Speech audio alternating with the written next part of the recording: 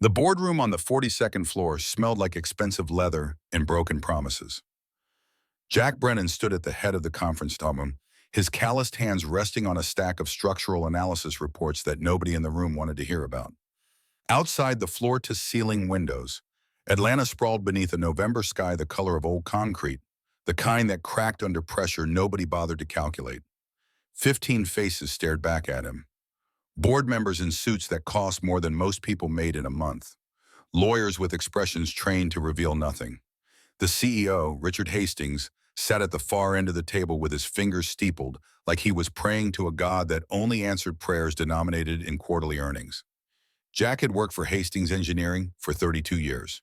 3 decades of bridges that still stood, parking structures that held their loads, office buildings that didn't sway beyond acceptable tolerances in high winds. He'd stamped his professional engineer seal on hundreds of projects, each one carrying the weight of his reputation, his integrity, the silent promise that when people drove across his bridges or walked beneath his overpasses, they would make it home to their families. The Riverview Bridge project sat between them like a body neither side wanted to claim. $340 million, federal and state funding, a sweeping arch across the Savannah River that would cut commute times and look magnificent in the promotional materials. Groundbreaking in 6 weeks, ribbon cutting scheduled for 20 months from now, 2,000 construction jobs, economic development, progress, and foundation calculations that were wrong by 18%. Jack had spent the last 6 weeks checking and rechecking the numbers. He'd brought in an independent geotechnical consultant, paid for it himself when the company refused. He'd reviewed the soil surveys, compared them against historical geological data, run load distribution models until his eyes burned and his coffee went cold. The math didn't lie. The ground beneath the proposed bridge couldn't support the design load. Not safely, not within any margin of error that a responsible engineer could accept. He'd written a 27-page report documenting every concern, every calculation, every reason why this project needed to go back to the drawing board. The report sat in front of each board member, unopened except for Hastings, which showed signs of being thrown across a room and retrieved. "Let me make sure I understand your position, Jack." Hastings leaned forward, his voice carrying the careful patience of a man explaining simple concepts to someone who refused to comprehend them. "You're saying that 3 independent engineering firms, all of whom have reviewed these plans and signed off on them, are wrong. The State Department of Transportation engineers who approved the design are wrong. The Federal Highway Administration consultants who evaluated the project are wrong, and you alone are right." Jack met his gaze without flinching. 32 years had taught him how to stand in rooms where truth was unwelcome. "I'm saying the foundation calculations don't account for the karst limestone layer at 28 feet depth. The soil surveys submitted for state approval don't match the geological profile of that river section. Someone either made a mistake or chose not to look too closely at what's actually down there." Karst limestone. Hastings pronounced the words like they were a foreign language he was tired of hearing. "You understand that we have soil borings from 6 different locations across the construction site, all of them reviewed by certified geotechnical engineers.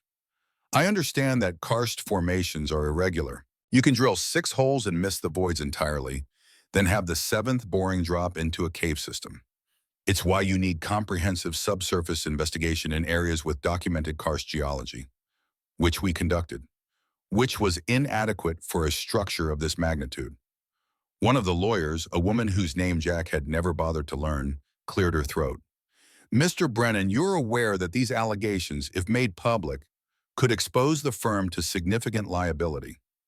If you're claiming our engineering analysis is deficient, you're claiming professional negligence. I'm claiming the analysis is incomplete.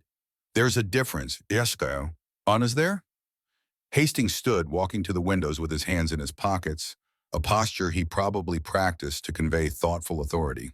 "Because what I'm hearing is that you want to halt a $340 million project 6 weeks before groundbreaking based on a theory about limestone that nobody else seems concerned about. It's not a theory, it's geology. Then show me another engineer who agrees with you." Hastings turned from the window. "Show me one other licensed professional who's reviewed this data and shares your concerns." Jack had tried. He'd reached out to 4 colleagues he trusted, engineers with decades of experience in bridge design and geotechnical analysis. 3 of them had reviewed his report and politely declined to get involved. The 4th had called him back, voice low, and said that Morrison Development Corporation had lawyers who made careers disappear and that he had a daughter starting college next year. Morrison Development, the primary contractor, a company that had built half the major infrastructure projects in Georgia over the past 40 years, that had connections reaching into the governor's office and the state legislature, that treated engineering concerns the way bulldozers treated grass. I don't need another engineer to agree with me. I need the calculations to be right. The calculations are right, Jack. They've been reviewed and approved at every level. What you need is to understand that engineering isn't just about numbers on paper. It's about practical implementation, about balancing safety with economic reality, about understanding that we work in the real world where perfect is the enemy of good enough. The words hit Jack like a fist to the chest. Good enough. 32 years, and this is what it came down to. Good enough for government work, good enough to get approved, good enough to collect the fees and move on to the next project before anyone noticed what you'd left behind. He thought about his father. Thomas Brennan, dead 43 years, buried in a grave Jack visited once a decade if guilt got the better of him. His father had stood in a room like this once, had made arguments like these, had believed that truth and engineering principles mattered more than quarterly earnings and political connections. His father had been wrong about how the world worked, but he'd been right about the engineering. Jack pulled the report back across the table, aligning the edges with a precision that came from decades of drawing straight lines. I'm not signing off on this project. The silence that followed had weight, the kind that pressed down on your shoulders and made breathing difficult. Excuse me? Hastings' carefully maintained composure cracked at the edges. I'm the senior structural engineer on this project. My stamp is required for the final approval documents. I'm not providing it. Jack. Hastings moved back to the table, his voice dropping into a register that was probably meant to sound reasonable. I understand you have concerns. I respect that. You've been with this firm longer than anyone in this room. You've built a reputation for being thorough, for being cautious. Those are good qualities. But sometimes caution becomes obstruction. Sometimes you have to trust the process, trust the system, trust that when multiple qualified professionals reach the same conclusion, that conclusion is probably sound. And sometimes the process is designed to reach predetermined conclusions. Sometimes the system rewards people for not asking difficult questions. Sometimes qualified professionals are qualified at protecting their careers more than protecting public safety. Another lawyer, this one male and younger with the kind of aggressive posture that comes from never having built anything that could fall down and kill someone, leaned forward. Mr. Brennan, are you accusing this firm of professional misconduct? I'm stating that I will not affix my professional seal to documents certifying that this bridge design meets applicable safety standards when my analysis indicates it does not. That's not an accusation. That's my professional obligation under state licensing requirements. Hastings sat back down, his expression hardening into something that looked like regret, but was probably just annoyance at a problem that refused to solve itself. Jack, I need you to understand what you're doing here. This isn't just about one project. This is about your career, your reputation, your future in this industry. If you refuse to sign off on a project that every other engineer has approved, you're making a statement about your judgment. You're saying you know better than everyone else. That's not a position you want to be in. It's the only position I can be in and still look at myself in the mirror. Noble, but impractical. Hastings folded his hands on the table, a gesture that signaled the end of negotiation and the beginning of consequence. This firm cannot have a senior engineer publicly refusing to certify a major project without cause that other professionals recognize as valid. It creates liability. It creates doubt. It creates the impression that our engineering analysis is subject to individual whim rather than professional standards. My concerns are documented. They're based on calculable risk factors and established geological principles. Your concerns are noted and overruled by consensus. 3 other engineers have reviewed your analysis and found it overly conservative to the point of impracticality. They've signed off. The project moves forward with or without your participation. Jack looked around the table at faces that had already made their peace with this outcome. These were people who'd learned to sleep at night by telling themselves that distributed responsibility meant nobody was really responsible, that if everyone agreed to accept a risk, then the risk somehow became acceptable. Then it moves forward without me. Hastings nodded slowly, like a doctor confirming a terminal diagnosis. I'm sorry to hear that, Jack, I really am. You've been an asset to this firm for 32 years. But if you can't support this project, then I don't see how we can continue our professional relationship. I'll need your resignation by the end of the day. You're firing me for refusing to certify an unsafe design. I'm accepting your resignation for an inability to work within the collaborative framework that this firm requires. How you characterize that is your choice. Jack stood, gathering his report, his calculations, his 3 decades of believing that competence and integrity were enough. The boardroom suddenly felt smaller, the air thinner, like the building itself was rejecting him. I'll have my office cleared by 5. He walked to the door, hand on the brushed steel handle, then paused, turned back, looked at Hastings and the lawyers and the board members who would approve minutes of this meeting that made everything sound reasonable and measured and legally defensible. When that bridge fails, and it will fail, everyone in this room will remember this conversation. You'll remember that someone tried to warn you, that someone did the math and showed you the numbers and asked you to look more closely at what you were building, and you'll have to decide whether your quarterly earnings were worth what comes after. He didn't wait for a response, didn't need one.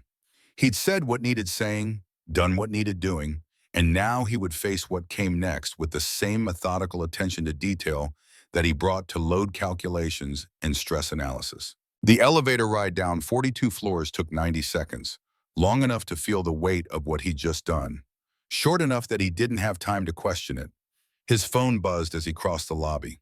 Unknown number. He almost didn't answer, but 32 years of answering calls about structural emergencies had trained reflexes he couldn't turn off. The voice on the other end was older, formal, with the carefully neutral tone of someone delivering news that could be good or bad depending on perspective. Mr. Jack Brennan? Speaking. This is Martin Rothschild with Rothschild and Associates, attorneys at law, calling from Savannah. I'm handling the estate of Thomas Brennan, deceased. Are you his son? Jack stopped walking. The lobby continued around him, people flowing past like water around a stone. I am. I'm sorry for your loss, Mr. Brennan. Your father passed away 3 days ago. Heart attack. He was found at his residence by his housekeeper.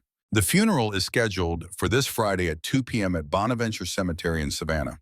I'm calling because you're listed as next of kin and as the primary beneficiary in his will. The words came through the phone like they were traveling through water, distorted and distant.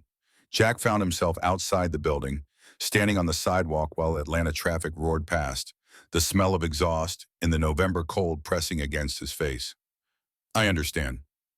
There are some matters that will require your attention regarding the estate. Your father left specific instructions. Would you be able to meet at our offices Monday morning to review the will and related documents? What kind of specific instructions? A pause, the sound of papers shuffling. I'm not at liberty to discuss the details over the phone, Mr. Brennan. I can tell you that the estate includes real property in Savannah and that there are conditions attached to your inheritance that will require explanation in person. Conditions. Yes, sir. Your father was very particular about how certain assets should be transferred. I think you'll want to review everything in detail before making any decisions. Jack looked up at the building he'd just left. 42 floors of glass and steel and carefully calculated risk assessments.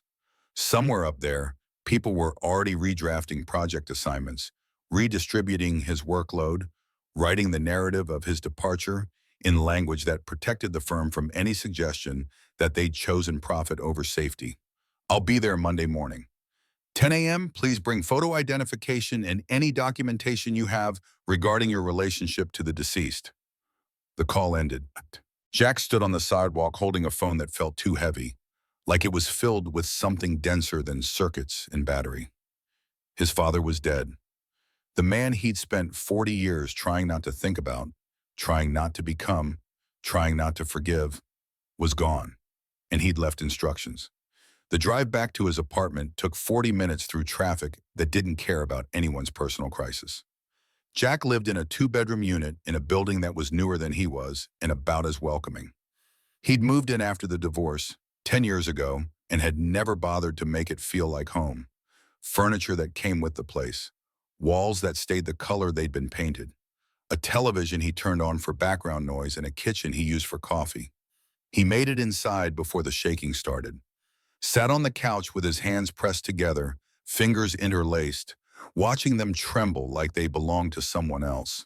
Everything he'd built, everything he'd worked for, gone in a single conversation because he'd refused to lie about mathematics.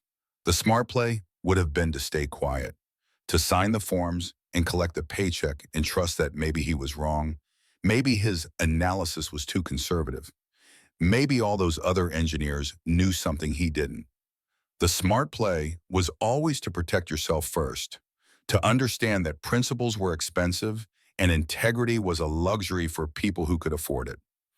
His father had made the other choice, had stood up in rooms like that boardroom and said no when everyone else said yes, had fought against corruption and corner cutting and the casual acceptance of risk that turned engineering into gambling.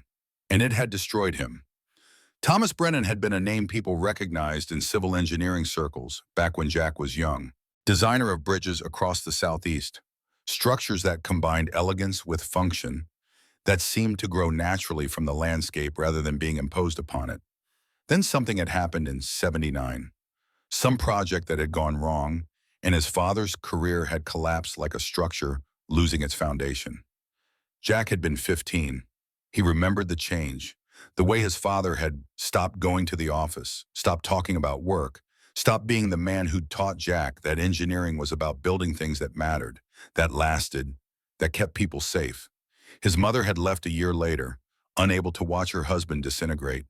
Jack had stayed because he was a kid and didn't have a choice, watching his father drink himself through days that all looked the same. Then in '82, Thomas Brennan had driven to the Savannah River Bridge and jumped. The police report called it suicide. Jack, 17 years old and already learning to protect himself with anger, called it the logical conclusion of refusing to compromise. He'd gone to college on grants and loans and worked construction summers to pay for what the aid didn't cover. He'd studied engineering because it was the only thing he'd ever been good at, but he'd promised himself he wouldn't become his father, wouldn't be so rigid that the world broke him, wouldn't sacrifice everything for principles that nobody else valued. And now here he was, 58 years old, unemployed, sitting in an apartment that felt like a storage unit for a life he'd never actually lived. His phone buzzed again. Text message from his ex-wife, Karen. Just heard about Tom. I'm sorry. If you need to talk, I'm here. She'd never called his father Tom when they were married, had barely tolerated the old man on the rare occasions Jack forced them into the same room. But death made everyone generous with sympathy they'd withheld when it might have mattered. He didn't respond, didn't know what to say, didn't have the energy to pretend this was simple grief when it was really 40 years of unfinished arguments and unanswered questions. Another text appeared, this one from a number he recognized and wished he didn't. Daniel, his son, 28 years old and righteous in the way only people who haven't been ground down yet can be. Mom told me about Grandpa. Are you going to the funeral? Jack stared at the message. He and Daniel hadn't spoken in 8 months. Their last conversation had ended with his son telling him that choosing a career over family was a coward's way of avoiding real intimacy, that building bridges was easier than building relationships, that Jack had inherited his father's worst qualities without any of the idealism that at least gave Thomas an excuse. Yes, he typed back. Friday, a long pause. Then, I'll be there. Jack set the phone down and leaned back into the couch that smelled like nothing, in an apartment that felt like nowhere, and tried to remember the last time he'd been in the same room with both his dead father and his living son. Tried to remember if there had ever been a moment when 3 generations of Brennan men had stood together and not wanted to be somewhere else. The rest of the week passed in the mechanical rhythm of ending one life and preparing for whatever came next. He boxed up 32 years of career into 4 cardboard containers that HR would ship to his apartment, cleaned out his desk while former colleagues found reasons to be in other parts of the building, turned in his parking pass and security badge, and signed paperwork confirming he understood the non-disparagement clause in his separation agreement. On Friday morning, he drove to Savannah, 4 hours south through Georgia flatland and pine forests and towns that looked like they'd been abandoned by progress and left to decompose slowly. The route took him past 3 bridges he'd designed, solid and functional and still standing. He'd driven across them hundreds of times without thinking about it, the way you don't think about your heart beating or your lungs filling. Now he noticed, looked at the approach angles and the support columns and the load-bearing elements, seeing them the way he'd seen them on paper before they became steel and concrete and part of the landscape. They would outlast him, would carry traffic long after everyone who'd calculated their tolerances was gone. That was supposed to be the consolation of engineering. The work survived. Bonaventure Cemetery sprawled across 100 acres on a bluff overlooking the Wilmington River, oak trees dripping Spanish moss and graves dating back to when Savannah was young. Jack arrived early, parking in a gravel lot that needed regarding, and walked through sections where the dead had been waiting so long they'd become part of the scenery. The service was scheduled for Section 12, Plot 47. He found it easily. His mother was already buried there, had been for 6 years, her name and dates carved into granite that was weathering faster than anyone had calculated. Thomas would lie beside her, reuniting in death what life had separated. A canvas tent covered the gravesite, folding chairs arranged in neat rows. A casket that looked expensive, which surprised him because his father had been living on a fixed income for decades. A dozen people scattered in the chairs, most of them old enough that Jack couldn't tell if they were here for Thomas or just practicing for their own funerals. He recognized Ray Cooper immediately. The man was 72 now, his face carved into creases by sun and time, his hands gnarled from 50 years of construction work. He'd been his father's foreman back when Thomas still had projects, had stayed loyal even after the career collapse, had visited the old man regularly when everyone else had moved on. Ray stood when Jack approached, extending a hand that gripped with surprising strength. "Jack, been a long time." "Ray, thank you for coming." "Couldn't not come. Your father and I, we went back. He was good to me when I needed it." Ray's voice carried the accent of rural Georgia, slow and measured like he was paying for each word. "I'm sorry for your loss, even though I know you two aren't close." Jack nodded, not trusting himself to say anything that wasn't either a lie or too honest. "He talked about you, you know, last few years especially, kept track of your career, the projects you worked on. He was proud even if he never said it to your face. He had a strange way of showing it. Your father had a strange way of showing most things." Ray looked toward the casket. "He left something for you, told me if he died before seeing you again, I should make sure you got it. Said it was important, said you'd understand when the time came." "What kind of something?" "Answers, I think, or questions." With your father, it was hard to tell the difference. The service started before Jack could ask what that meant. A minister who'd clearly never met Thomas said generic things about eternal rest and the comfort of faith. A recorded hymn played through speakers that distorted the bass. People bowed their heads and thought their own thoughts about mortality and meaning and whether any of this mattered. Jack sat in the second row and didn't bow his head. Looked instead at the casket and tried to feel something beyond the tired anger he'd been carrying for 40 years. His father had been a brilliant engineer and a terrible father, a man of uncompromising principles who'd compromised his family without seeming to notice. He'd taught Jack to love precision and fear weakness, to trust mathematics and distrust people, to believe that being right was more important than being loved. And maybe in his own way, he'd been trying to protect his son from becoming like him. Movement to Jack's left, Daniel sliding into the chair beside him, late as always, wearing jeans and a button-down shirt. That look slept in. His son had Jack's build, but his mother's coloring, dark hair already showing gray at 28, eyes that cataloged everything and revealed nothing. They sat in silence through the rest of the service, 2 men who shared DNA and not much else, paying respects to a third man who'd shaped them both in ways neither wanted to acknowledge. When it ended, when the casket had been lowered and the mourners had filtered away, Jack and Daniel stood by the grave without speaking. Ray approached, holding a worn leather messenger bag that had belonged to Thomas. "Your father wanted you to have this," Ray said, handing it to Jack. "Inside is a key to Brennan Station and some documents he said you'd need. He made me promise to put them directly in your hands, nobody else." "Brennan Station?" Daniel spoke for the first time. "The old house is still standing?" "Still standing. Your grandfather spent the last 3 years fixing it up, getting it ready. He wouldn't say for what, just that it needed to be done right." Ray looked between father and son. He wanted Jack to go there, said there was work that needed finishing. Jack opened the bag. Inside was a brass key attached to a ring, heavy and old-fashioned, a USB drive, a manila envelope sealed with tape, and a handwritten note on paper that had yellowed at the edges. The note said, "Jack, I'm sorry for everything, but mostly for not trusting you with the truth. Go to the station, look in my office. You'll understand why I became who I was and why you need to finish what I couldn't. The bridge is being built again. Same design, same lies. Stop them." "Dad," Jack read it twice, handed it to Daniel, who read it and looked up with an expression Jack knew too well.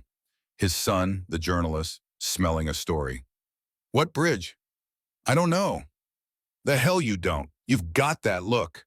The one you get when you're trying to decide if something's your problem or if you can walk away from it." Ray cleared his throat. "I should go. Let you two talk. Jack, your father loved you. He wasn't good at showing it, but he did. Everything he did, even the things that looked like he didn't care, that was him trying to protect you.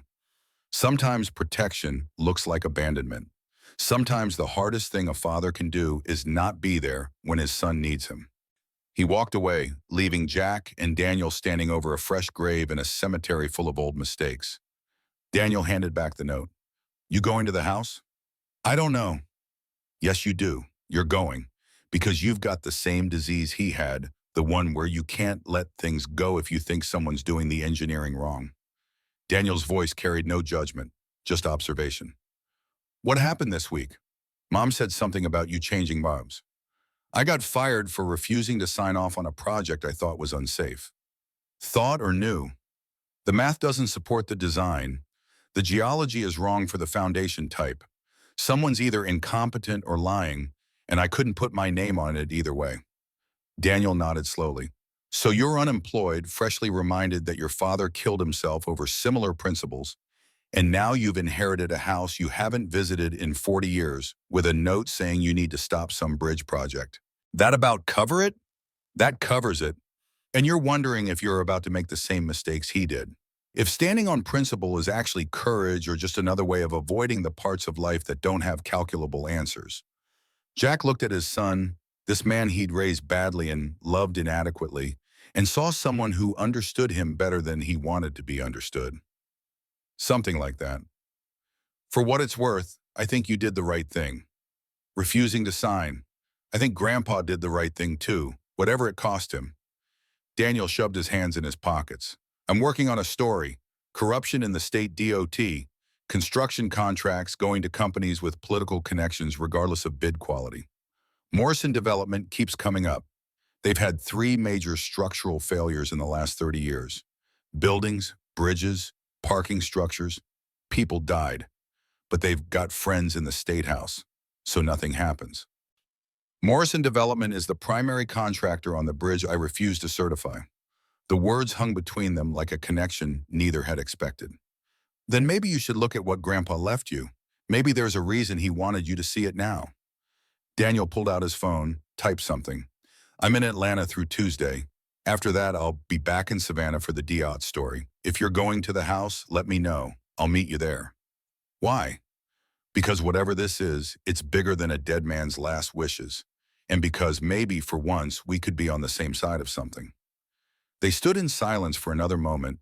Then Daniel walked away, leaving Jack alone with a grave and a key and a note that promised answers to questions he'd spent 40 years avoiding.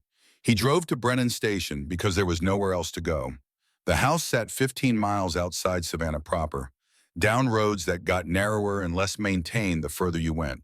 Jack remembered it from childhood visits that had ended when he was 8, when something had happened between his parents and his grandfather that made the old man unwelcome.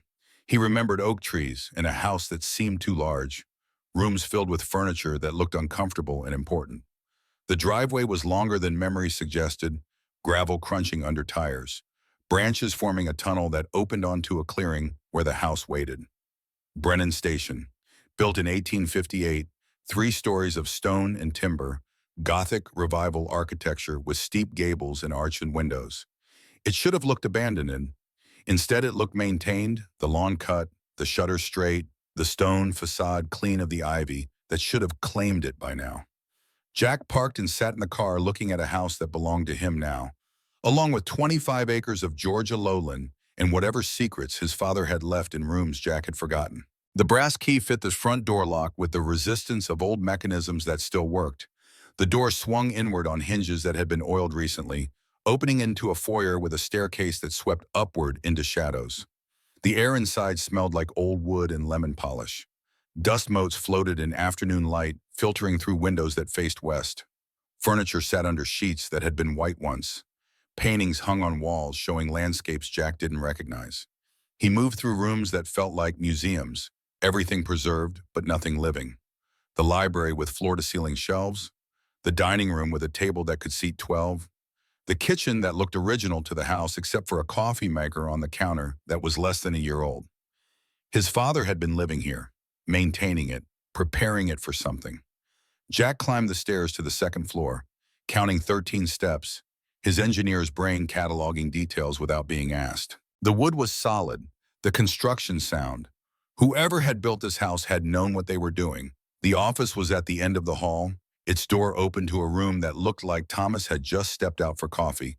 A drafting table by the window, its surface angled at 20 degrees. A desk covered in papers. Bookshelves holding technical manuals and engineering references. A computer that was newer than expected, its screen dark but its power light glowing.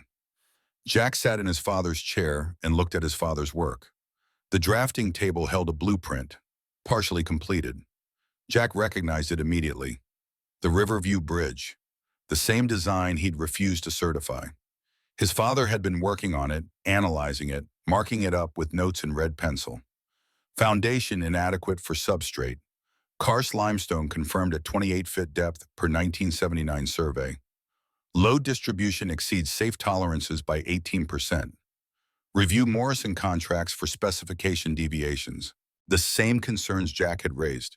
The same analysis, the same calculations. His father had known, had been working on this for months, maybe years, had seen what Jack was seeing and had tried to document it, prepare for it, stop it. Jack opened the desk drawers systematically, found files organized by date and project name, found correspondence between Thomas and state engineers, letters marked received but never answered. Found copies of the original Riverview Bridge proposal from 1979, a project that had never been built. And he found a journal. Leather-bound, pages filled with his father's handwriting, entries spanning from 1978 to 3 months ago. The first entry was dated September 1978. Jack began reading, and the story of his father's life, the one he'd never been told, began to unfold in careful engineering, notation, and private confessions written in a hand that got shakier as the pages progressed. Outside, the sun moved across the sky. Inside Brennan Station, Jack Brennan sat in his father's chair and learned why some bridges should never be built, why some truths are worth dying for, and why the sins of the past always find their way to the foundation of the future. The journal pages felt thin as tissue paper under Jack's fingers, decades of Georgia humidity having worked their way into the binding despite the controlled environment his father had maintained. The handwriting in the early entries was confident, each letter formed with the precision of a man who spent his days making marks that became buildings. By the final entries, the words slanted and trembled, written by hands that knew they were running out of time. September 15th, 1978. The entry began without preamble, without the pleasantries people used when they thought others might read their private thoughts. Met with Victor Morrison today regarding the Riverview Bridge Commission. State DOT wants something impressive, something that will photograph well for the governor's re-election campaign. Morrison's firm submitted the winning bid, came in 18% under the nearest competitor. Should have been a red flag right there. Nobody undercuts that much unless they're planning to make it up somewhere else. Jack turned the page, his father's younger voice speaking across 47 years. Morrison wants me to finalize the foundation design by October. Says the soil surveys are complete, that the geological profile is straightforward, that we're building on bedrock overlaid with stable alluvial deposits. I asked to see the boring logs. He said they're being compiled by his geotechnical consultant, that I'll have them next week. Something in his tone bothered me, the way he said it too quickly, like he'd rehearsed the answer.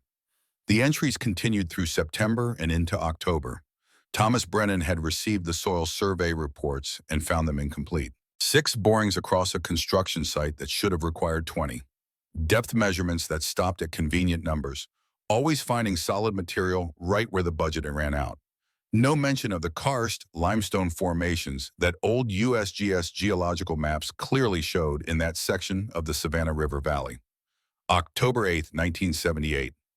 I hired my own geotechnical consultant, paid him out of pocket. Frank Delaney, independent, no ties to Morrison or the state. We took core samples from 8 locations Morrison's people never touched, found it at 28 feet, just like the USGS maps suggested. Karst limestone, riddled with voids and solution channels. The kind of substrate that looks solid until you put weight on it, then collapses like rotten wood. Confronted Morrison with the findings. He got quiet in a way that scared me more than if he'd yelled. Said I was creating problems where none existed. Said the state had already approved the design based on the official surveys. Said if I kept pushing this, I'd be the engineer who killed 2,000 jobs and embarrassed the governor 6 months before an election. I told him I couldn't certify a design that didn't account for actual subsurface conditions. He asked me if I understood what I was risking. Not just this project, my career, my reputation, my family's financial security. I said I understood perfectly. Jack set the journal down and walked to the window. The afternoon sun slanted through oak branches, casting shadows that moved with the wind. Somewhere in the distance, a dog barked.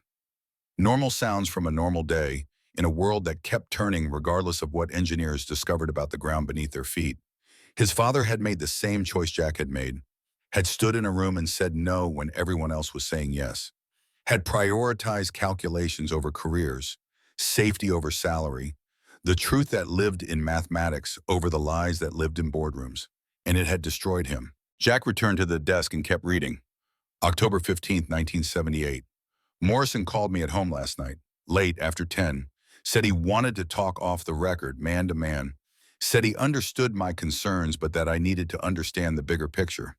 The Riverview Bridge wasn't just about engineering, it was about economic development, about proving Georgia could handle major infrastructure projects, about setting up future opportunities. He offered me a consulting contract, $50,000 to review the design and provide recommendations. No obligation to approve anything, just professional input. The number was obscene, 3 times what I'd make in a year. I told him I couldn't be bought. He said everyone could be bought. It was just a matter of finding the right price. Then his voice changed, got colder, said he hoped I'd think carefully about my decision. That men with families had to consider more than just their professional pride. I should have recognized it for what it was.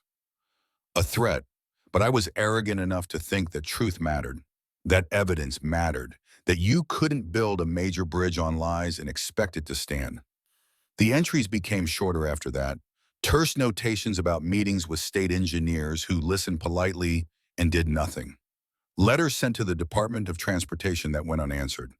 Phone calls that were never returned. November 3rd, 1978. Margaret asked me tonight if this was worth it. Worth the stress, the sleepless nights, the way I've been snapping at Jack over nothing. She said the boy is only 15, that he doesn't understand why his father is always angry now, always distracted. I tried to explain that some things matter more than comfort, that 20 years from now, if that bridge fails and people die, I'll have to live with knowing I could have stopped it. She said maybe I should think about living with my family while I still have one. Jack closed his eyes, heard his mother's voice across the decades, remembered the fights that had vibrated through the walls of their house when he was supposed to be sleeping, remembered his father pacing the floor at 2 in the morning, remembered finding him in the garage surrounded by calculations scrawled on every flat surface, remembered the smell of whiskey in desperation. He opened his eyes and kept reading. November 20th, 1978. I've been fired. Morrison went to the state licensing board and filed a complaint alleging that I'm obstructing a legally approved project due to personal animosity and professional jealousy. 3 engineers I've never met have submitted affidavits saying my analysis is overly conservative to the point of paranoia. The board is investigating. My partners at the firm held a meeting, said they had to let me go, that they couldn't be associated with an engineer under investigation, that my behavior had become erratic and was damaging the company's reputation. I tried to show them the evidence, the soil surveys, the geological maps, the calculations proving the foundation design was inadequate. They wouldn't look, said it wasn't their problem anymore. Margaret filed for divorce yesterday. The words hit Jack like a fist to the chest. He'd always known the timeline, had been told his parents separated when he was 16. But seeing it written in his father's hand, the stark notation between paragraphs about engineering failures and professional betrayal, made it real in a way memory couldn't. December 1978 through January 1979 chronicled his father's descent. The licensing board cleared him of charges, but the damage was done. No firm would hire an engineer who'd been publicly accused of obstruction, even if the charges hadn't stuck. Projects dried up. Savings dwindled. The house went on the market. February 2nd, 1979. Moved into Brennan Station today. The old family house, empty since my father died. It's too big for one person, but it's paid for, and that's all that matters now. Jack stayed with Margaret. Said he couldn't live with me anymore. Couldn't watch me destroy myself over something nobody else cared about. He's probably right. Found something interesting while clearing out the basement. My great-grandfather Samuel's old surveying equipment and field notes from when he built this house in 1858. Apparently, he did extensive geological surveys of the entire property before construction, wanted to understand exactly what he was building on. His notes describe karst limestone formations throughout this region. Detailed warnings about the instability of building anything heavy without proper foundation engineering. He built his house on bedrock he exposed by hand excavation, wouldn't trust the subsurface deposits. A man in 1858 understood geology better than the state of Georgia in 1979. The journal entries became sporadic after that. Months would pass between notations. When they appeared, they documented a man learning to survive on the margins, taking small jobs that didn't require corporate affiliation, teaching himself to live with being right in ways nobody wanted to hear about. Then in June 1979, the entries resumed with new urgency. June 4th, 1979. The Riverview Bridge project was canceled today. Official reason is budget constraints due to federal funding delays. Real reason is that someone finally looked closely at Morrison's bid and found irregularities in the cost projections. State auditor is investigating. Morrison knows I'm the one who provided documentation to the auditor. Anonymous submission, but he knows. Got a phone call last night. No words, just breathing, then silence. My car tires were slashed this morning. I should feel vindicated. The bridge won't be built on inadequate foundations. People won't die because bureaucrats valued political expedience over engineering integrity. But all I feel is tired. Jack hasn't spoken to me in 6 months. Jack flipped ahead, looking for entries from 1982, the year his father died. Found them near the end of the journal. January 15th, 1982. Morrison's company survived the investigation. Federal auditors found accounting irregularities, but nothing criminal enough to prosecute. Some fines were paid, some executives retired early with full pensions, and Morrison Development Corporation continues building infrastructure across the Southeast. The Riverview Bridge project died, though. That's something. That's enough. Except it's not enough because I lost everything stopping one project. My career, my marriage, my relationship with my son. And Morrison is still out there, still cutting corners, still building on foundations that won't hold. I've been going through Samuel's papers more carefully. Found documentation of something I didn't expect. This house, Brennan Station, was part of the Underground Railroad. Samuel built tunnels beneath it, used the surveying knowledge he'd gained to create hiding spaces that Confederate searchers never found. 89 people passed through here on their way north. 89 lives saved because one man understood that some responsibilities transcend self-interest. I thought I was like him. Thought I was standing for principle against corruption. Now I wonder if I was just being stubborn. If I sacrificed my family for the satisfaction of being right. March 3rd, 1982. Victor Morrison was in the newspaper today. His company was awarded a contract to build a residential tower in Athens. 20 stories, downtown location, prestigious project. I looked at the site location. Karst limestone geology, same as the Riverview site. I want to warn someone. But who would listen to a disgraced engineer with a history of obstructing projects? The entry dated March 10th, 1982, was the last one in the journal. The handwriting was rushed, almost illegible in places. I know too much, and Morrison knows I know. Last night, someone broke into Brennan Station. Nothing was taken, but my files were rifled through, papers disturbed. Message received. I've made copies of everything and hidden them. If something happens to me, the evidence will survive. I'm writing this down so whoever finds it will understand. The Riverview Bridge is coming back. Maybe not this year or next, but eventually. Politics change, administrations turn over. People forget why projects were canceled. Morrison will wait until the memory fades.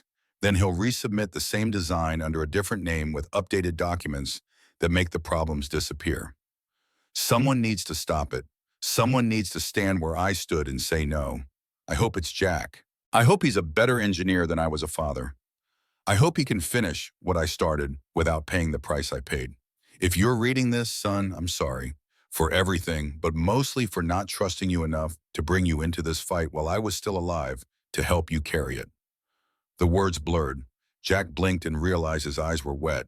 He closed the journal and sat in the chair that had been his father's, looking at the blueprints that had been his father's obsession, feeling the weight of inheritance that came with more than property deeds and bank accounts.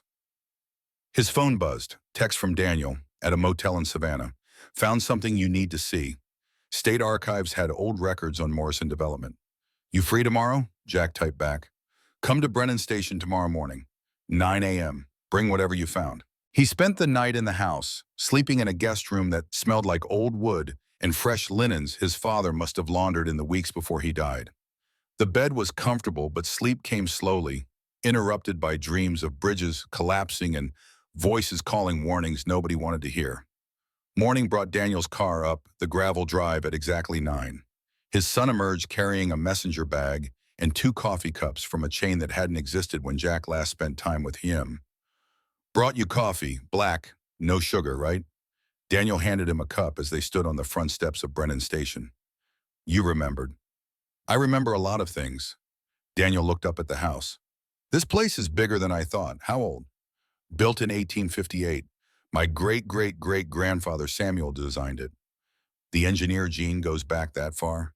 Apparently. They went inside. Jack led Daniel to the office, showed him the journal, the blueprints, the files Thomas had compiled documenting Morrison's history. His son read with the focused intensity of someone who'd built a career finding patterns in chaos, who understood that the story was never what people said happened, but what the documents proved happened. When Daniel finished, he opened his own bag and pulled out a folder thick with photocopied records. I've been researching Morrison Development for 3 months. Started as background for the DOT corruption story, but the deeper I dug, the more I found. Daniel spread papers across the desk. 1987, apartment complex in Athens collapses during construction. 12 dead, 30 injured. Investigation finds foundation failure due to inadequate soil compaction and karst limestone subsidence. Morrison Development was the general contractor. Jack picked up the document, reading details that made his engineer's mind catalog failures in real time. Insufficient boring depth, ignored geological warnings, rushed to meet construction deadlines that overrode safety protocols. Daniel continued. 1998, parking structure in Macon, 7 levels, built for the new convention center. Failed during a concert, partial collapse. 3 dead, dozens injured. Again, foundation issues. Karst limestone. Again, Morrison Development. Another document. More deaths reduced to statistics in legal language. 2009, pedestrian bridge in Augusta. Connected a parking garage to a shopping district. Fell during rush hour. 7 people killed when the foundation pilings punched through into an underground void. Daniel's voice had gone flat. the way people sounded when emotion would interfere with getting through the information. Morrison development, same pattern. Karst geology, inadequate investigation, rush to construction. Jack arranged the papers in chronological order. 3 incidents, 22 deaths, spanning 35 years. And the same company led by the same man involved in all of them. The thing is, Daniel said, none of these resulted in criminal charges. Civil suits? Yes. Wrongful death settlements. But Morrison always blamed subcontractors or design consultants. Always had engineers willing to testify that the failures were unforeseeable, that they'd followed industry standards, that sometimes structures failed despite everyone doing their job correctly. Except they didn't do their job correctly. Jack's hands had curled into fists without him noticing. These weren't unforeseeable. These were predictable consequences of ignoring geological data and cutting corners on subsurface investigation.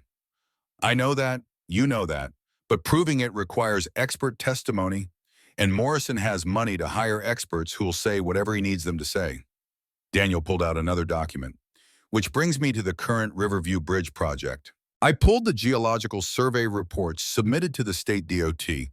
6 borings, all showing stable subsurface conditions. Clean, professional, completely inadequate for a site with known karst limestone formations.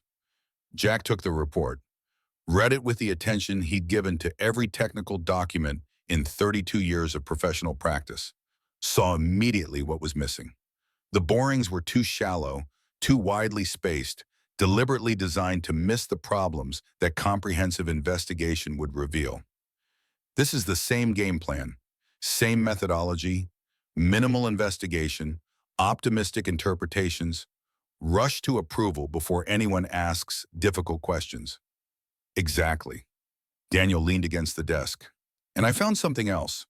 The state engineer who approved these surveys, who signed off on the geological assessment, is Richard Morrison, Victor's son. The room went quiet except for the old house settling around them. Jack set down the document carefully like it might explode. That's a conflict of interest so blatant it's almost funny. It would be funny if it wasn't legal. Georgia restructured the DOT in 2019. Part of the reorganization created new oversight positions for major projects. Richard Morrison was appointed to one of those positions by the current governor, who's received $4.2 million in campaign contributions from Morrison Development since 2018. You're telling me the system is rigged from the foundation up. I'm telling you the corruption isn't hidden anymore. It's institutional. It's how the game is played. Daniel's expression carried the cynicism of someone who'd spent years documenting exactly how the game was played. Your father fought this in 1979 and lost because he thought exposing the truth would matter. It didn't matter then, and I'm not sure it matters now. Jack walked to the window, looked out at grounds that had stood for 167 years, because the man who built them had understood that foundations mattered, that cutting corners meant collapse, that some responsibilities couldn't be compromised. It has to matter, because if it doesn't, then 22 people died for nothing, and more will die when that bridge fails. Assuming you can prove it's going to fail, assuming you can find experts willing to contradict the state's approved engineers, assuming you can overcome the political and financial interests that want this project built regardless of safety concerns. Daniel's voice wasn't mocking, just realistic. Those are significant assumptions. Then we make it not an assumption. We get proof that's so clear, so undeniable, that even Morrison's lawyers and bought experts can't explain it away. How? Jack turned from the window. The plan was forming as he spoke. The engineer's mind that solved problems for a living, finding the path through obstacles that seemed insurmountable. We need current soil samples from the actual construction site, not from Morrison's approved boring locations, but from where the foundation will actually sit. We test them independently, document what's really down there, and present evidence that's impossible to ignore. That's trespassing, breaking into an active construction site. They haven't broken ground yet. Right now, it's just a cleared site with survey stakes. Still trespassing, still illegal. Daniel was watching him with an expression Jack couldn't read. You're serious about this? Your grandfather died trying to stop this bridge. Your grandfather, my father, spent 40 years waiting for someone to finish what he started. And I just lost my career for refusing to certify this exact project. Jack's voice came out harder than he intended. Yes, I'm serious. The only question is whether you're serious about that Diot corruption story you're writing. Something shifted in Daniel's face. Recognition, maybe. The understanding that this was what commitment looked like, what it cost, why some people couldn't walk away, even when walking away was the smart choice. I'll need to bring a photographer. Document everything for the story. You'll need to bring soil sampling equipment. I know what we're looking for, but I'll need your help getting it. They spent the rest of the day planning. Ray Cooper, when Jack called him, knew someone who worked security at construction sites throughout Savannah, knew the patrol schedules, the camera blind spots, the best times to enter and exit without detection. He didn't ask why Jack needed the information, just provided it with the matter-of-fact competence of someone who had spent 50 years solving practical problems. Daniel made calls to equipment rental companies using a false name and cash deposits. Booked a photographer he trusted, a woman named Sarah Chen, who'd worked war zones and didn't scare easily. By evening, they had a plan. 2 days from now, Friday night, when the weekend would provide maximum time before anyone noticed evidence of their visit. They'd enter the site after midnight, take core samples from 8 locations, and be gone before dawn. It was risky, potentially criminal. Definitely the kind of choice that separated people who talked about principles from people who acted on them. Jack stood on the front porch of Brennan Station as the sun set, turning the sky orange and gold above the oak trees. Daniel came out to join him, carrying 2 bottles of beer from the refrigerator that had been surprisingly well stocked for a dead man's house. They drank in silence for a while, father and son, bound by genetics and separated by everything that had happened in the decades between. "Why did you really come back?" Jack asked. "To Savannah, to this story. You could have stayed in Atlanta, kept your distance from family drama." Daniel took a long pull from his beer before answering. "Because I spent 8 years being angry at you for choosing work over family. Then I started doing the same thing, chasing stories, missing birthdays, letting relationships fall apart because the next investigation was always more important than the people waiting for me at home." He turned the bottle in his hands, watching condensation run down the glass. "I was angry because I thought you were weak, that you used work as an excuse to avoid the hard parts of being a father, of being a husband. Then I realized I was doing exactly the same thing, and I started wondering if maybe it wasn't weakness. Maybe it was just what happens when you care about something beyond yourself. When you see problems you're uniquely qualified to solve, and you can't unsee them." That's a generous interpretation. It's an honest one. You weren't a great father, but you were a good engineer. And maybe that's enough. Maybe we don't get to be great at everything. Maybe we just do our best with what we're good at and hope it matters. Jack didn't know what to say to that, didn't know how to explain that every decision he'd made, even the ones that looked like abandonment, had been an attempt to provide something, to build something, to leave behind work that mattered more than individual happiness. "Your grandfather understood," he said finally. "That's what all this was about. He knew what it ought to stand on principle. He paid that price and wanted to make sure I understood why it was worth paying." And was it worth it? Jack thought about the Riverview Bridge, about the calculations that didn't add up, the foundations that wouldn't hold, the lives that hung in the balance of decisions made by engineers and bureaucrats who valued expediency over safety. "Ask me after Friday night. If we get the proof we need, if we stop this bridge, if we make Morrison answer for 40 years of cutting corners and letting people die, then maybe it was worth it." He finished his beer. "And if we don't, if this all goes wrong and we accomplish nothing except adding our own failures to my father's legacy, then at least we'll know we tried." They went inside as full dark settled over Brennan Station. Somewhere in the basement, accessible through mechanisms Jack hadn't yet discovered, Samuel Brennan's tunnels waited, carved from karst limestone that had proven stable enough to hide 89 people on their way to freedom. The irony wasn't lost on Jack. His ancestor had trusted the geology enough to build hiding places in it. Victor Morrison was trusting it to hold a bridge carrying thousands of cars a day. One of them would be proven right. The other would leave bodies in their wake. Jack spent that night reading through more of his father's files, found correspondence with other engineers who'd raised concerns about Morrison projects, found letters to state legislators that had gone unanswered, found documentation of a pattern so clear that ignoring it required willful blindness or active complicity. He thought about the boardroom where he had been fired, about Hastings and the lawyers and the other engineers who'd signed off on designs Jack couldn't certify. Thought about how easy it would have been to join them, to trust that someone else had done the analysis correctly, to accept that distributed responsibility meant nobody was really responsible. His father had refused that comfort, had stood alone and paid for it with everything that mattered.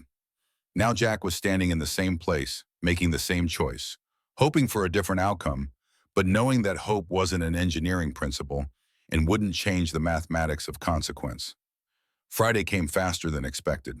Jack spent the intervening days reviewing geology textbooks, refreshing his knowledge of karst formations and subsurface hydrology, making sure he knew exactly what to look for when they took the samples. Daniel worked his journalist contacts, building relationships with state engineers who'd speak off the record about concerns they couldn't voice publicly. Ray Cooper showed up Thursday afternoon with equipment borrowed from friends who didn't ask questions. Hand augers for soil sampling, battery-powered drills, sample containers and labeling materials. Everything they'd need to conduct a professional subsurface investigation in the middle of the night on property they had no legal right to access. "Your father would be proud," Ray said as he helped Jack load the equipment into the back of Daniel's SUV. "Or horrified. Hard to tell with Thomas. He was a complicated man. He was a stubborn man who couldn't let things go. Same thing sometimes." Ray's weathered face creased into something that might have been a smile. Stubbornness kept him fighting when smarter men would have quit. Kept him believing that truth mattered even when nobody wanted to hear it. "You got the same disease, I think." Jack didn't argue. Couldn't argue. Because Ray was right and they both knew it. Friday night arrived with cloud cover that blocked the moon. Perfect weather for activities that required darkness. Jack, Daniel, and Sarah Chen met at Brennan Station at 11 p.m., going over the plan one final time before driving to the construction site. Sarah was younger than Jack expected, around 31, with the compact efficiency of someone who'd learned to move fast and stay invisible. She carried camera equipment that looked military-grade, designed for low-light conditions and rapid documentation. "I've photographed worse than trespassing," she said when Jack expressed concern about involving her in something illegal. "Syria, Yemen, Myanmar. If I can handle documenting war crimes, I can handle documenting construction fraud." They drove in silence, Daniel navigating using GPS coordinates that would bring them to a service road bordering the construction site. Parked 300 yards away and approached on foot, staying low, moving with the careful deliberation of people who understood that speed mattered less than not being seen. The Riverview construction site sprawled across 12 acres of cleared land where the Savannah River bent south. Survey stakes marked the locations where bridge supports would eventually sit, assuming the project moved forward. Fencing surrounded the perimeter, but Ray's information had been accurate. The overnight security patrol ran every 4 hours, predictable as clockwork. They slipped through a gap in the fence at 1:15 a.m., carrying equipment in backpacks that made them look like shadows moving against darker backgrounds. The first boring location was marked on Jack's hand-drawn map, transferred from the official site plans he'd memorized. He set up the auger while Daniel and Sarah kept watch. The hand crank turned with resistance as the bit chewed into soil that had been undisturbed since the last time glaciers retreated north. 10 feet down, 12 feet, 15 feet. At 20 feet, the character of the soil changed, became more granular, less cohesive. At 28 feet, the auger hit limestone.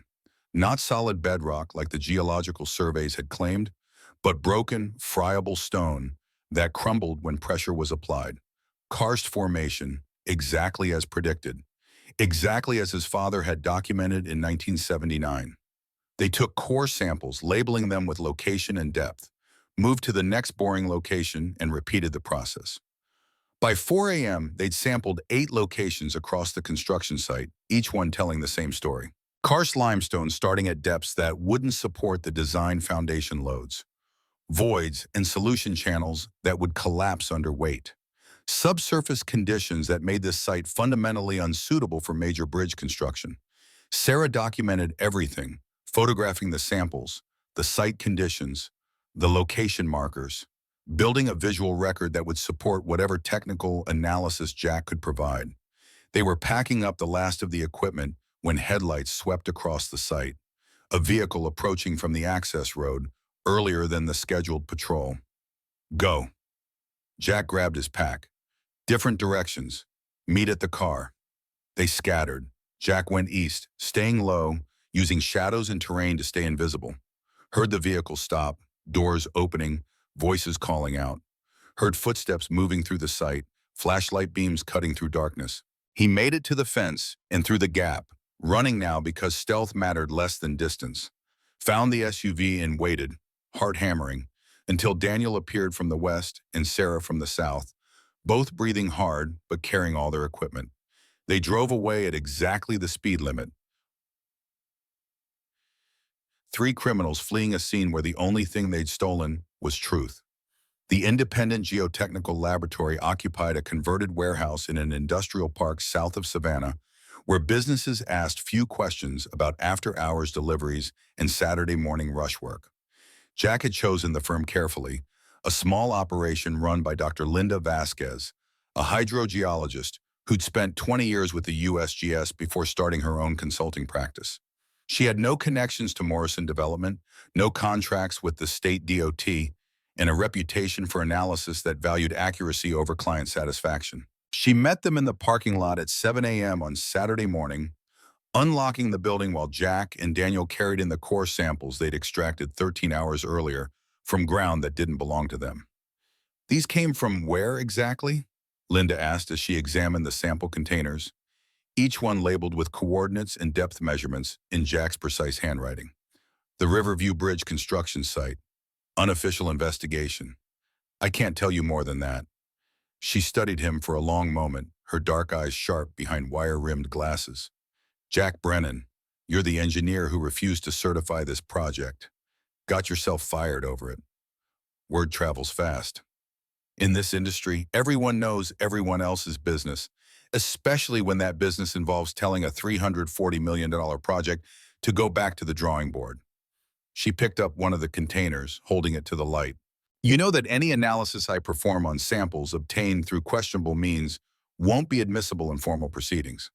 I know, but it'll tell me if I'm right, and if I'm right, I'll find a way to make it admissible. Linda nodded slowly, the gesture of someone who'd made similar calculations about risk and principle. I'll have preliminary results by Monday morning.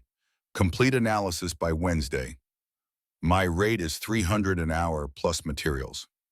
Whatever it takes. She disappeared into the laboratory with the samples while Jack and Daniel waited in a break room that smelled like coffee and concrete dust. Through the interior window, they could see Linda working, setting up equipment with the methodical precision that good science required. Separating samples, preparing slides, calibrating instruments that would tell stories the samples carried about formation and pressure and time. Daniel poured coffee from a pot that had been sitting too long, the liquid thick and bitter. You ever think about what happens if you're wrong? If those samples come back clean and there's no karst limestone, no subsidence risk, no geological basis for your concerns? I'm not wrong.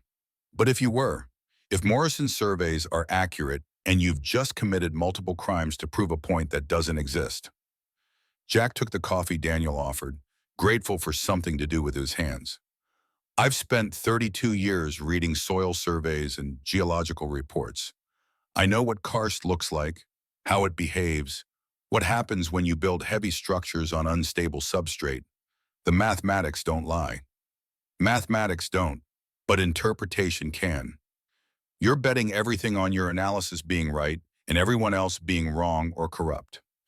Everyone else is either wrong or corrupt. There's no third option that makes the foundation design adequate for actual site conditions. Daniel sat on a folding chair that looked older than he was, his journalist notebook open on his knee. I've been making calls, talking to people off the record about Morrison Development. The pattern goes back further than those 3 structural failures I showed you. He flipped through pages covered in handwriting that was almost illegible. the rushed scrawl of someone capturing information as fast as it was delivered. 1972, warehouse facility in Brunswick. Foundation settled 18 inches over 3 years, had to be demolished. Morrison blamed the structural engineer, settled out of court. 1981, office building in Columbus. Cracks appeared in load-bearing walls within a year of completion. Morrison claimed the concrete supplier provided substandard materials, settled out of court. 1989, apartment complex in Albany. Multiple foundation issues requiring extensive remediation. Morrison blamed the architect, settled out of court. The litany of failures continued, each one a structure that hadn't performed as designed, each one involving Morrison development, each one ending in confidential settlements that kept details from becoming public record. It's a pattern, Daniel said, systematic corner cutting that's been going on for 50 years. But it's also a pattern of legal immunity. Morrison has never been criminally charged, never lost his contractor's license, never faced consequences beyond writing checks to make problems disappear. Because the people he pays off are the same people who'd have to hold him accountable. State engineers, building inspectors, politicians who depend on his campaign contributions. Jack set down his coffee, the taste suddenly making him nauseous. The system protects him because he's part of the system, which is why your father failed to stop him in 1979 and why we're probably going to fail to stop him now. Because exposing corruption requires institutional will to prosecute, and that will doesn't exist when the institution itself is compromised. Through the window, Linda was examining something under a microscope, her posture suggesting concentration on details invisible to observers. She made notes on a pad, adjusted the focus, made more notes. Jack watched her work and thought about his father, about Thomas Brennan spending years documenting Morrison's crimes, collecting evidence, building cases that nobody would prosecute, about the journal entries that grew more desperate as hope faded and reality asserted itself, about the final notation suggesting that Thomas had understood the fight was lost but couldn't stop fighting. My father thought he could change the system by exposing the truth. He was wrong about that, but he was right about the engineering. And maybe that's enough. Enough for what? Enough to matter. Enough to make a difference, even if the difference is smaller than what he hoped for. Jack stood, restless energy making sitting impossible. If we can prove the Riverview site is unsuitable, if we can document that Morrison is building on ground that won't support the design, then at minimum we create doubt. We give other engineers permission to question the official narrative. We plant seeds of concern that might grow into actual investigation. Or we get arrested for trespassing and evidence tampering. Morrison's lawyers destroy our credibility, and the bridge gets built anyway on the same flawed foundation. That's possible too. They waited in silence after that, two men who'd chosen to act when inaction would have been safer, hoping that choice meant something beyond self-satisfaction and inherited stubbornness. Linda emerged from the laboratory 3 hours later, carrying a preliminary report printed on paper that still smelled like toner. She handed it to Jack without preamble, her expression unreadable. Karst limestone confirmed in all 8 samples, depths ranging from 26 to 31 feet, consistent with geological mapping of Savannah River Valley formations. Porosity analysis shows significant void space in solution channeling. Load-bearing capacity approximately 40% of what would be required for the bridge design you showed me. The words settled into Jack's chest like weight he'd been carrying without knowing it, suddenly made solid and real. You're certain. I'm a scientist. I'm never certain. But I'm 95% confident that these samples came from karst formations that would be unaudible for major construction without extensive foundation modification.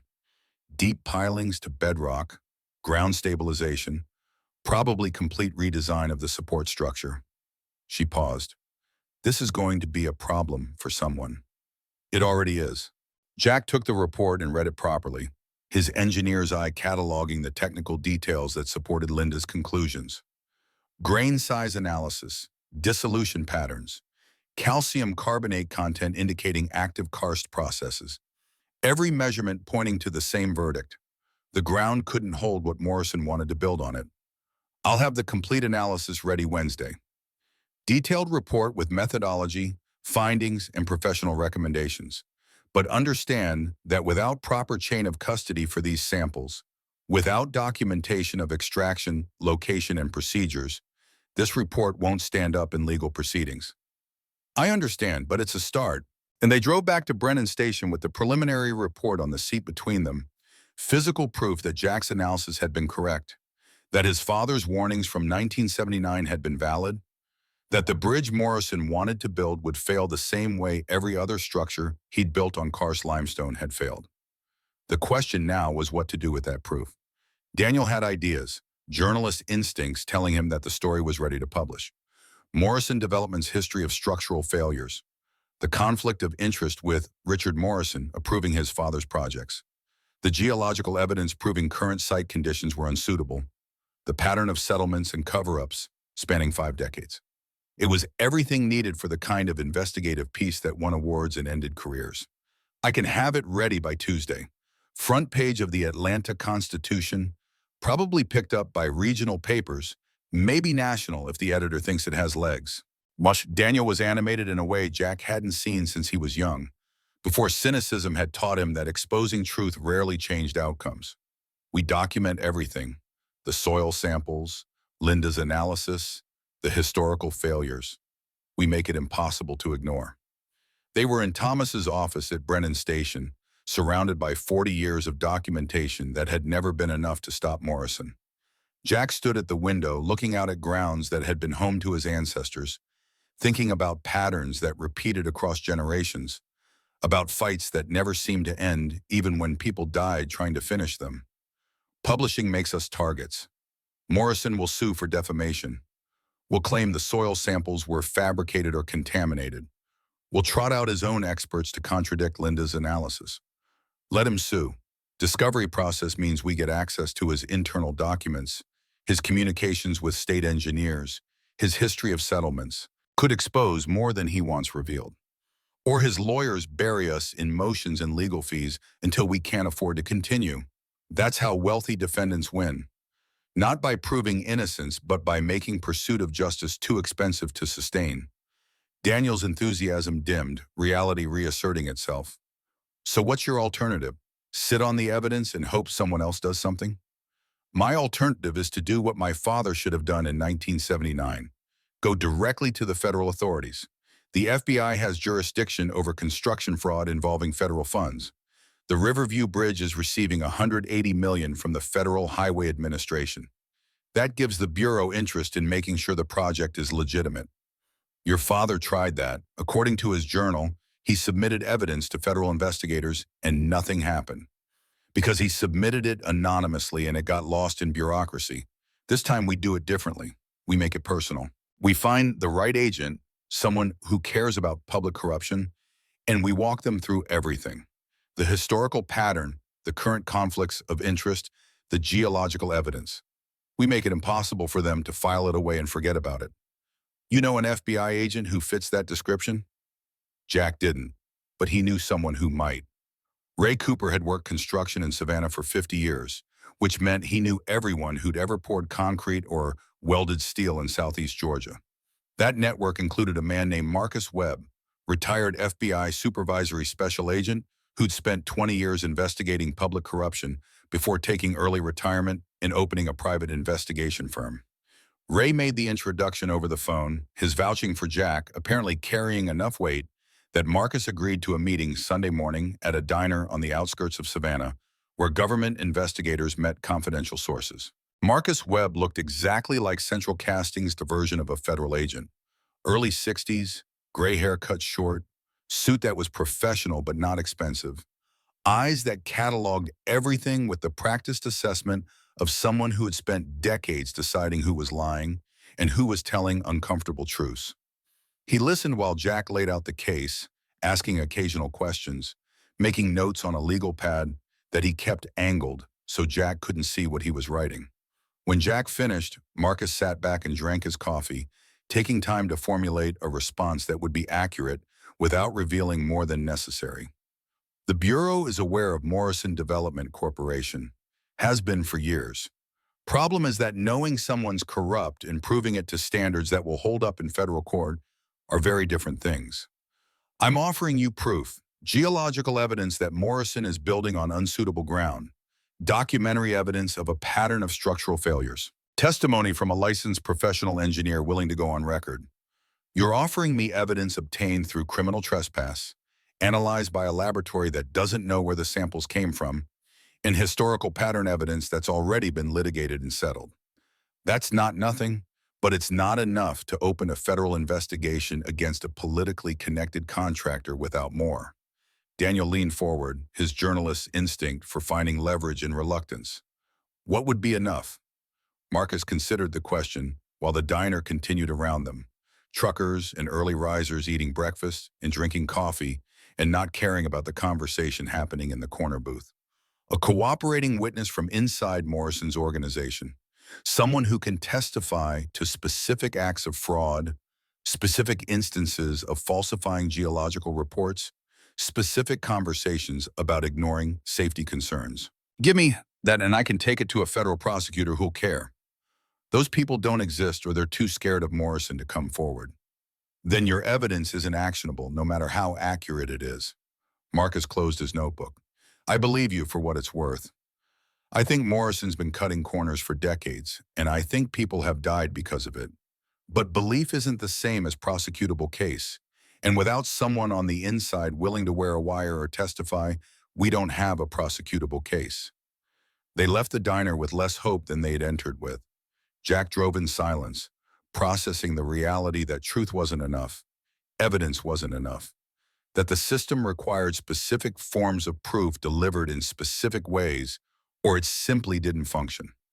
We're back to publication, Daniel said. It's the only option that doesn't require Morrison's cooperation. Publication gets us sued into oblivion and doesn't stop the bridge. Then what's your plan? Because sitting on this information while Morrison breaks ground seems like the worst possible outcome. Jack didn't have an answer, pulled into the driveway at Brennan Station, and sat in the car looking at the house that had sheltered escaped slaves and stubborn engineers, thinking about his great-great-great-grandfather Samuel, who'd built tunnels into unstable limestone and made them safe through knowledge and care and refusal to cut corners. The tunnels. The thought arrived fully formed, a solution that was either brilliant or desperately stupid. Samuel's surveying notes from 1858 had documented the karst formations throughout the region, had mapped underground voids and water channels with precision that modern geological surveys hadn't matched. Those notes were somewhere in Brennan Station's archives, probably in the basement where Samuel had kept his surveying equipment and field records.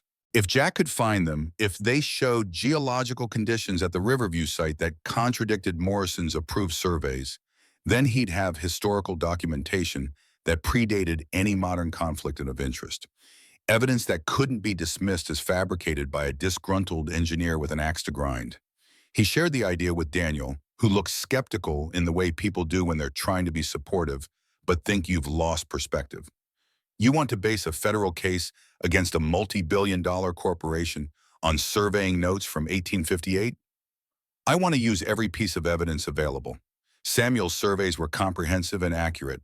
If they show karst formations at the Riverview location, it corroborates everything else we've found. Assuming you can find them, assuming they cover the right area, assuming they're legible after 167 years. My father referenced them in his journal. Said Samuel had documented geological conditions throughout this region. They exist, and they're somewhere in this house. They spent the rest of Sunday searching. Started in the obvious places, the office and library where Thomas had kept his own records. Found nothing related to Samuel beyond a few photographs and a family Bible recording births and deaths in spidery handwriting. Moved to the basement as afternoon faded into evening. The lower level of Brennan Station sprawled beneath the main house. Stone-walled rooms that had been cool before air conditioning existed and stayed cool now through thermal mass and depth. Storage rooms held furniture too damaged to use but too meaningful to discard. A wine cellar contained bottles covered in dust that probably weren't drinkable but looked impressive. A workshop still held tools from eras when craftsmanship meant making rather than buying. At the back of the basement, behind a false wall that Ray had mentioned existed, Jack found the archives. Not a room exactly, more like a vault carved into bedrock and lined with shelves. Filing cabinets made from oak older than the house held records organized by date and category. Correspondence, contracts, property deeds, the accumulated paperwork of 5 generations of Brennan men who documented their lives with the same precision they brought to their professional work. Samuel's surveying notes occupied the bottom drawer of the third cabinet, leather-bound field books, each one labeled with year and location. The handwriting was small and precise, every measurement recorded with the care of someone who understood that approximation was the enemy of accuracy. Jack opened the volume labeled 1858, Savannah River Valley Survey, found himself looking at hand-drawn maps showing terrain features, watercourses, geological formations. Annotations in the margins describe soil types, bedrock depth, observed sinkholes and depressions indicating subsurface voids. And there on a map showing the river bend that would become the Riverview Bridge site 167 years later, Samuel had noted extensive karst limestone formations with detailed warnings about construction limitations, unsuitable for heavy loading without deep foundation to stable bedrock. Observed collapse of natural bridge formation at this location, approximately 1852.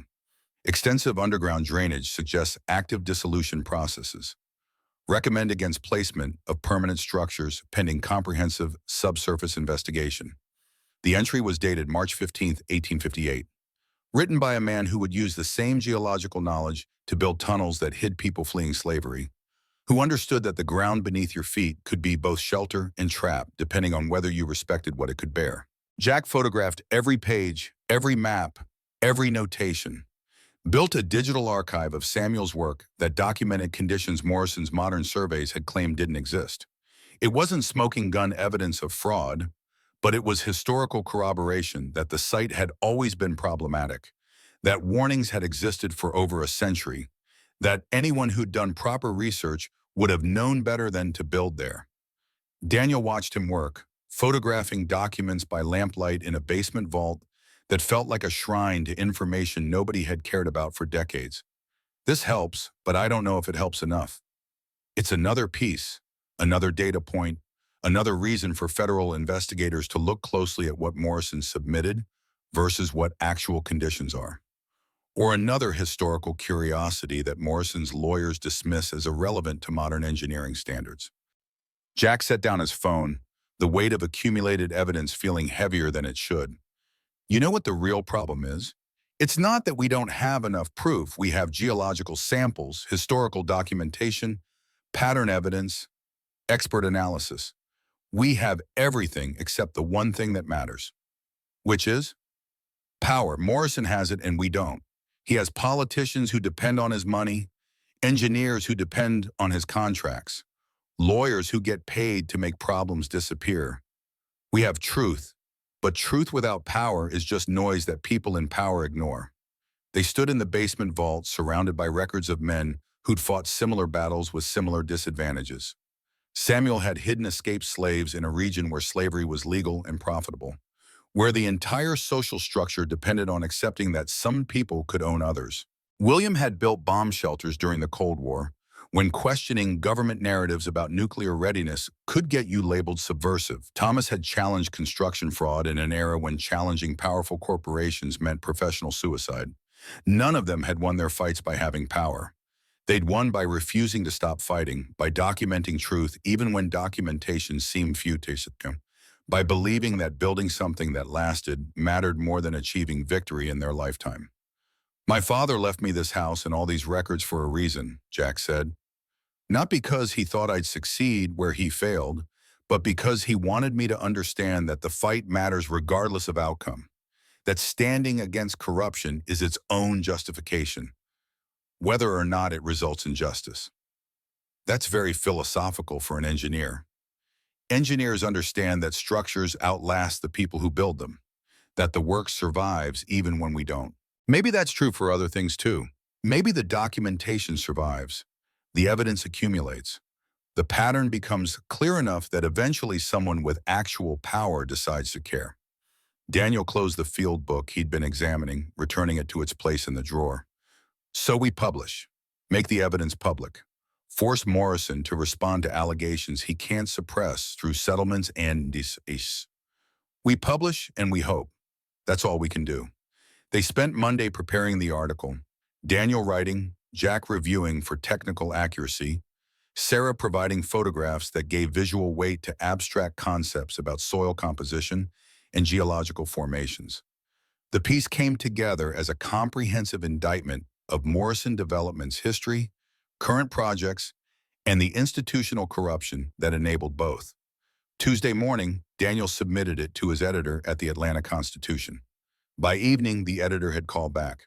The legal department wanted more sourcing. The publisher wanted assurance that the paper could defend against inevitable defamation suits. The timeline had shifted from immediate publication to further review, from certainty to maybe, from impact to potentially nothing. Jack received the news in Thomas's office, standing at the window where his father had stood planning campaigns that never achieved their objectives, fighting battles that never resulted in victory. His phone rang. Unknown number. He almost didn't answer, but the day was already ruined and bad news couldn't make it worse. The voice on the other end was young, female, frightened. Mr. Brennan, my name is Rebecca Torres. I work for Morrison Development as a geotechnical engineer. I need to talk to you about the Riverview Bridge project, but not on the phone. Can you meet me somewhere private? Jack's heart rate accelerated, adrenaline recognizing opportunity before his conscious mind processed implications. Where and when? There's a park on Victory Drive. Be there in an hour. Come alone. If I see anyone else, I leave. The call ended. Jack looked at Daniel, who'd been listening to the one-sided conversation with growing interest. Someone from inside Morrison wants to talk. Could be a setup.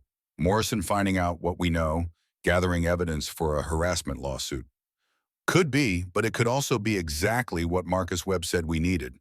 A cooperating witness. He drove to the park alone despite Daniel's objections, arriving 15 minutes early and parking where he could observe the entrance.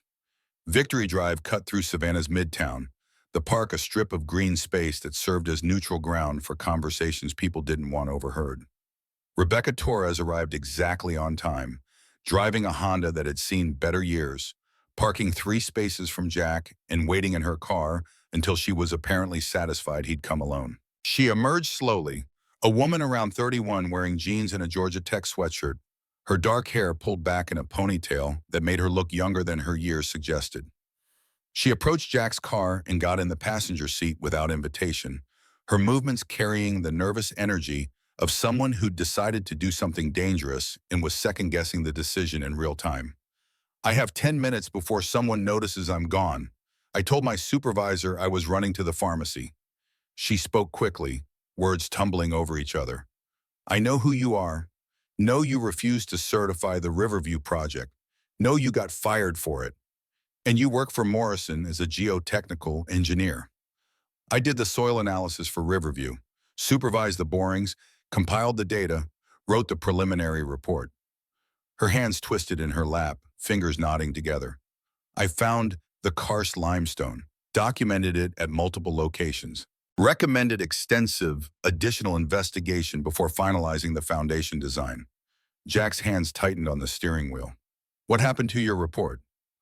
Richard Morrison called me into his office, said my findings were overly conservative, said I was young and inexperienced and didn't understand how to interpret geological data in practical construction contexts, said he was bringing in a senior consultant to review my work.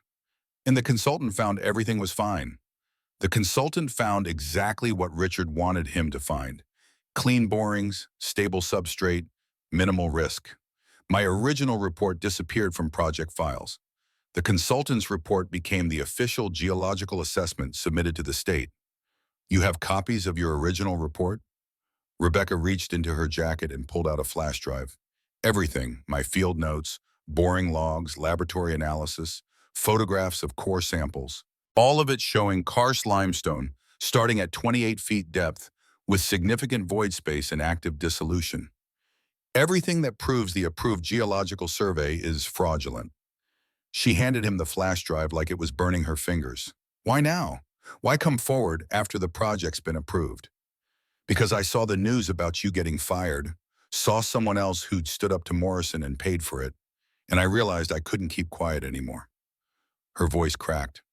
My younger sister starts at Georgia Southern next year. The Riverview Bridge is on her commute route.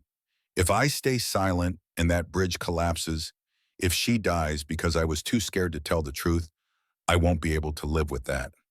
Jack took the flash drive, feeling the weight of it despite knowing that silicon and plastic weighed almost nothing. This was what Marcus Webb had said they needed: a cooperating witness from inside Morrison's organization, someone who could testify to specific acts of fraud, to falsified reports, to deliberate suppression of safety concerns. This was how they could win. I need you to meet with an FBI agent. Tell him what you told me. Provide your documentation and testimony. Are you willing to do that? Rebecca was crying now, tears running down her face while she nodded. I'll lose my job. Probably never work as an engineer again. Morrison will destroy my reputation. Probably, but you'll be able to look your sister in the eye. You'll know you did the right thing when it mattered. She wiped her face with the back of her hand, composing herself with visible effort. Set up the meeting. I'll be there. The FBI field office in Savannah occupied a modern building that looked like every other federal facility built in the last 20 years. All glass and concrete and architectural anonymity designed to project authority without personality. Marcus Webb met them in the lobby Wednesday morning, his presence lending credibility to a meeting that might otherwise have been dismissed as the complaints of disgruntled employees with axes to grind. Rebecca Torres sat between Jack and Daniel in the waiting area, her hands folded in her lap with the rigid stillness of someone fighting the urge to run. She dressed professionally for the meeting, navy suit and minimal jewelry, looking every inch the competent engineer she was, despite the fear that tightened the corners of her mouth and made her breathing shallow. Once we go upstairs, everything changes, Marcus said, his voice low enough that the security guard at the desk couldn't hear.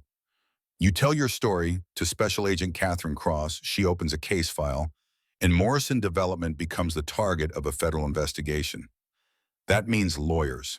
That means your name and documents. That means Morrison finding out who talked and coming after you with everything they have.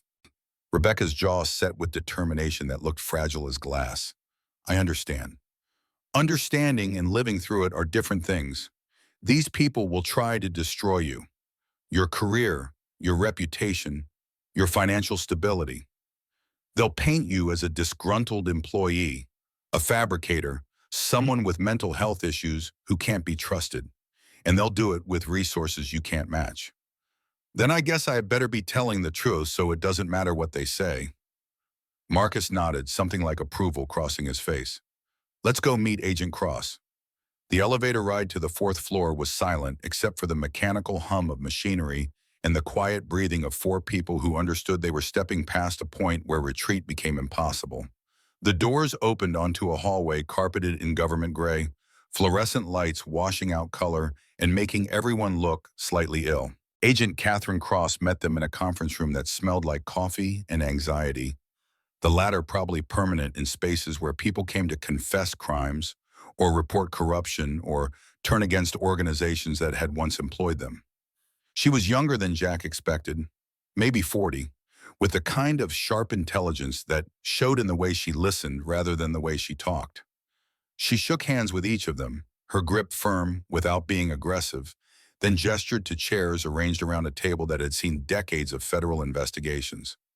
Marcus tells me you have information regarding construction fraud on a federally funded infrastructure project. Before we begin, I need to make clear that anything you tell me becomes part of an official record. If you're fabricating evidence or wasting federal resources, that's a crime. If you're providing truthful information about criminal activity, you may be called to testify in legal proceedings. Do you understand? Rebecca nodded. Jack said yes. Daniel, there as a witness rather than a participant, remained silent. Then let's start from the beginning. Ms. Torres, Marcus says you worked on the geological survey for the Riverview Bridge project. Tell me about that. Rebecca's voice was steady as she walked through the timeline. Her hiring by Morrison Development fresh out of Georgia Tech with a master's degree in geotechnical engineering. The assignment to the Riverview project as junior engineer under supervision of a senior consultant who was supposed to review her work. The field investigation she'd conducted in May and June, 6 weeks of drilling, soil borings, and analyzing samples, documenting everything according to standard practices she'd learned in graduate school. I found karst limestone at every boring location. Started at depths ranging from 26 to 31 feet. Some of the cores showed significant void space, dissolution channels active enough that you could see where groundwater had eroded the limestone. I documented all of it in my field notes and preliminary report. She produced a binder from her bag, pages protected in plastic sleeves, each one showing boring logs with handwritten observations and measurements. Agent cross-examined them methodically, taking time to read the technical details that transformed abstract concerns into specific data points. These indicate subsurface conditions that would be unsuitable for the bridge foundation as designed. Completely unsuitable.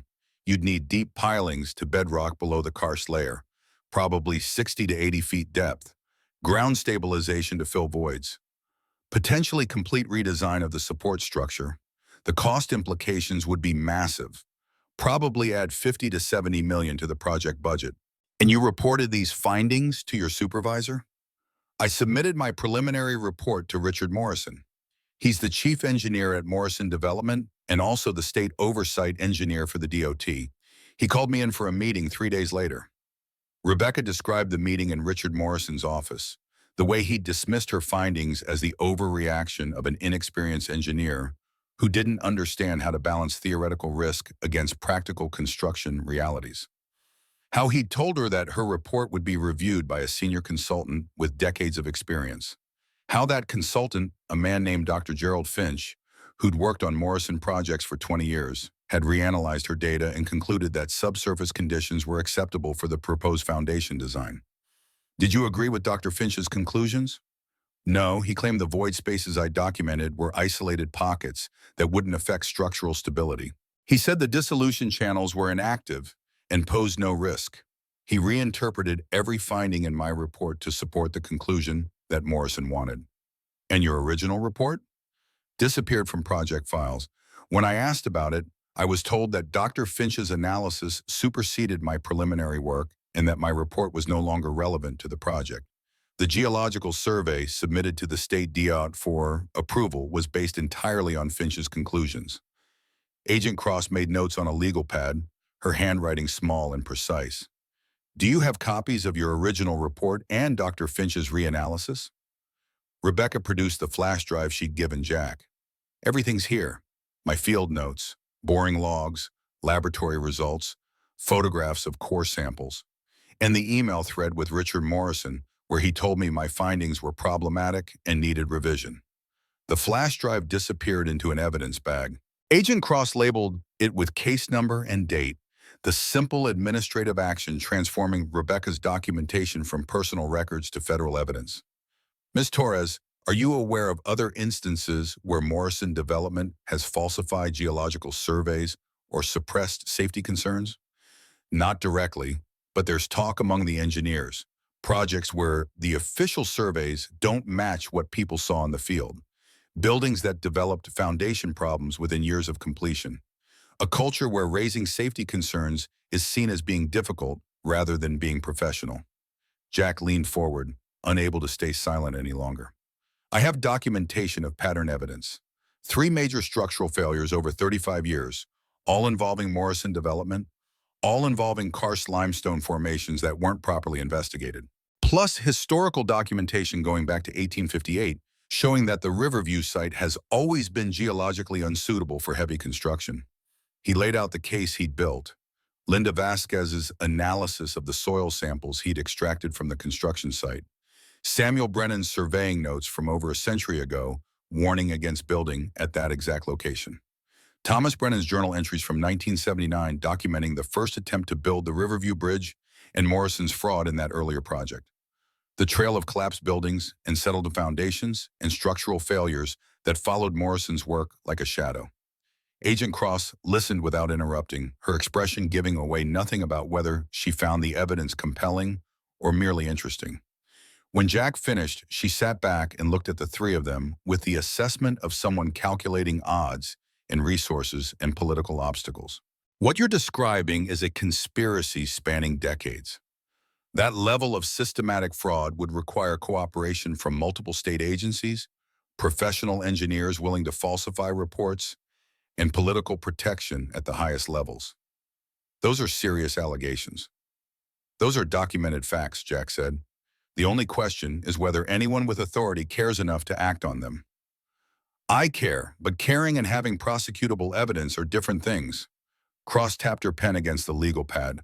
Here's what I can do. I can open an investigation into the Riverview Bridge project based on Ms. Torres's testimony and documentation. I can subpoena Morrison Development's internal communications regarding the geological surveys. I can interview Dr. Finch under oath about his analysis. I can request that the DOT freeze federal funding pending review of project safety concerns. She paused, letting the implications settle. Here's what I can't do. I can't guarantee this investigation will result in criminal charges. I can't protect Ms. Torres from retaliation beyond existing whistleblower statutes. I can't prevent Morrison's lawyers from making this process expensive and difficult. And I can't promise that the bridge won't get built while we're investigating, because Morrison has state funding that doesn't require federal approval. So we're back to hoping the system works when the system is designed to protect people like Morrison, Daniel said, his journalist's cynicism cutting through the careful language of federal procedure. We're back to doing our jobs and trusting that evidence matters. Sometimes it does, sometimes it doesn't. But the alternative is accepting corruption as inevitable, and I'm not ready to do that. Agent Cross stood, signaling the end of the meeting. I'll be in touch as the investigation proceeds. So with Torres, I'll need you available for follow-up interviews and possibly grand jury testimony if we pursue indictments. Mr. Brennan, I'll need access to your documentation and the contact information for Dr. Vasquez and anyone else who can corroborate your analysis.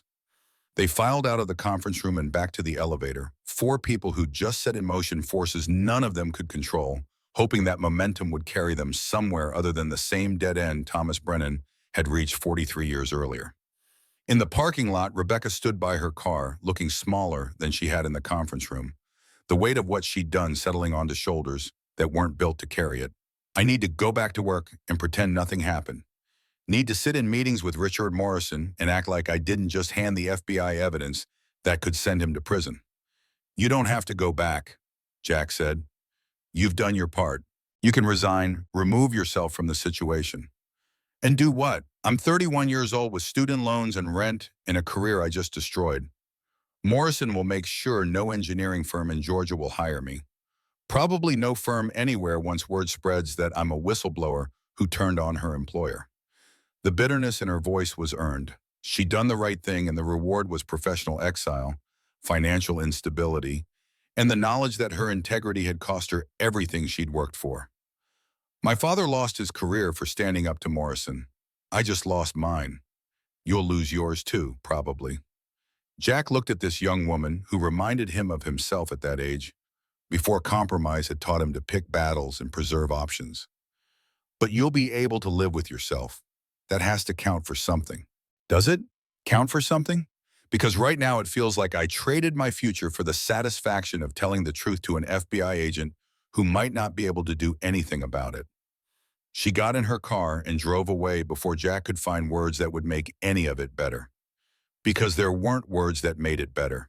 There was just the choice and the consequences in the hope that somewhere down the timeline, consequences mattered less than choice. Daniel watched her go, his expression troubled. She's right, you know. We've potentially ruined her life, and we don't know if anything will come of it. My father ruined his own life, and nothing came of it. At least this time we're not alone. At least this time there's an active federal investigation instead of anonymous tips that get ignored. Or the investigation goes nowhere and Morrison's lawyers destroy everyone involved while the bridge gets built on schedule. They drove back to Brennan Station in silence, each man processing the morning's events and what they meant for the days ahead. Jack's phone buzzed with a text from Marcus Webb. Agent Cross is good. If anyone can make a case stick, it's her. But expect Morrison to push back hard. Watch your back. The warning proved prophetic faster than expected. Thursday morning brought a courier to Brennan Station's front door, delivering a thick envelope that required signature. Inside was a lawsuit filed in federal court by Morrison Development Corporation against Jack Brennan, Daniel Brennan, and the Atlanta Constitution, alleging defamation, tortious interference with business relations, and conspiracy to damage Morrison's reputation through knowingly false allegations. The complaint ran to 47 pages of legal language that boiled down to a simple threat. Retract everything you've said about Morrison, admit you fabricated evidence, and pay damages in the amount of $100 million or face trial and financial destruction.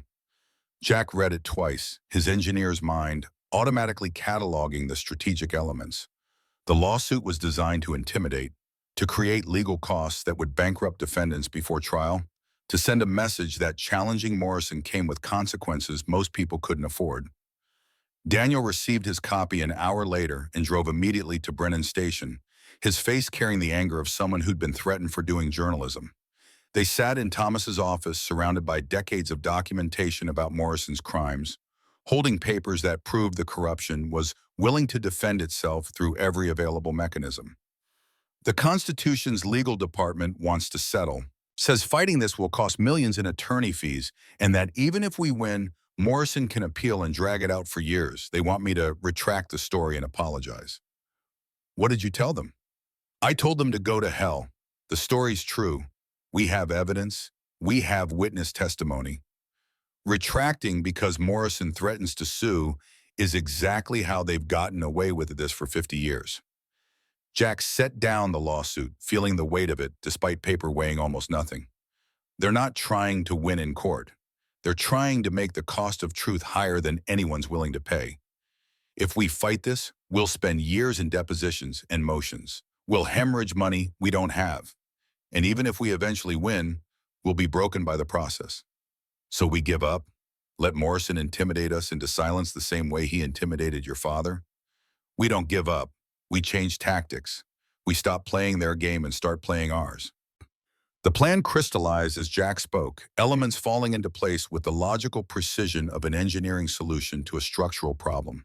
Morrison's strength was institutional power, political connections, financial resources. Attacking that strength head-on had failed for decades. But every structure had weaknesses, points where applied pressure in the right direction could cause collapse that brute force couldn't achieve. Morrison's weakness was hubris. 50 years of getting away with fraud had made him confident that he could continue getting away with it. That confidence meant he was still building, still cutting corners, still creating evidence of current crimes while the FBI investigated historical ones. The Riverview construction site. Morrison's already mobilizing equipment, probably hoping to break ground before the FBI investigation gains traction. If we can document current fraud in progress, if we can catch them falsifying safety protocols or using substandard materials, then we have real-time evidence that corroborates everything else. Daniel's eyes narrowed with the focus of someone seeing the story evolve. You want to surveil an active construction site and catch Morrison in the act. I want to do what my father should have done, not just compile historical evidence, but create a contemporaneous record of criminal activity that can't be explained away as misunderstandings or accidents or honest differences in professional judgment. That's stalking, harassment, possibly wiretapping if we record conversations. Morrison's lawyers will destroy us. They're already destroying us. Might as well earn it. They spent Thursday and Friday planning surveillance that would be legal enough to avoid criminal charges, while comprehensive enough to document whatever Morrison was doing at the Riverview site. Daniel recruited Sarah Chen, the photographer who documented the nighttime soil sampling, along with 2 other journalists who specialized in investigative work that required patience and telephoto lenses. Ray Cooper provided intelligence on construction timelines and personnel, his network of contacts in the building trades, including people who work for Morrison, and were willing to talk off the record about what happened more at job sites when supervisors thought nobody was watching. By Saturday morning, they had a rotation established. 24-hour surveillance from multiple vantage points, documenting equipment deliveries, personnel movements, any activity that might indicate Morrison was proceeding with construction despite the federal investigation. Sarah's cameras captured images from 1,000 yards away, close enough to identify faces and read documents, but far enough to avoid trespassing charges. The first 3 days produced nothing except confirmation that Morrison was mobilizing for construction. Equipment arriving, materials being stockpiled, survey crews marking locations for foundation excavation. All normal activity for a project preparing to break ground. Then on Wednesday, a week after Rebecca Torres had walked into the FBI field office, the pattern changed. Sarah's telephoto lens caught Richard Morrison arriving at the construction site in a black SUV, accompanied by two men who looked like lawyers and a third man who looked like an engineer. They walked the perimeter for 30 minutes, Morrison gesturing at survey stakes and consulting documents, his body language suggesting anger barely contained. An hour later, a truck arrived carrying drilling equipment, not the kind used for soil investigation, but the kind used for foundation pilings, industrial augers designed to bore 60-foot holes through unstable soil to reach bedrock. The crew began setting up at locations that didn't match the approved construction plans, working with the urgency of people on a deadline. Jack watched through binoculars from a position 300 yards away, his engineer's training allowing him to read intent from equipment and positioning. They're changing the foundation design, adding deep pilings that weren't in the original specs. Daniel recorded video on his phone, narrating observations for future reference. Why would they do that now? The project's approved, they've got funding. Adding expensive foundation modifications doesn't make sense unless the FBI investigation scared them. Unless they know Rebecca's testimony is credible, and they're trying to fix the problems before anyone can prove the problems existed. That's consciousness of guilt. That's Morrison admitting the original design was inadequate by changing it without official approval or updated permits. They documented everything. The drilling crew working through the day and into the night. The delivery of steel pilings 40 feet longer than the original foundation design specified. The concrete trucks arriving with loads that weren't scheduled in the construction timeline, available through public records. By Thursday evening, Morrison's crew had installed deep pilings at locations throughout the construction site, effectively building a foundation system that might actually work on karst limestone substrate. Then they began backfilling around the pilings, covering evidence of the modifications with soil that would hide what they'd done once the official foundation construction began. Jack called Agent Cross from a position overlooking the site, watching work lights illuminate activity that wasn't supposed to be happening.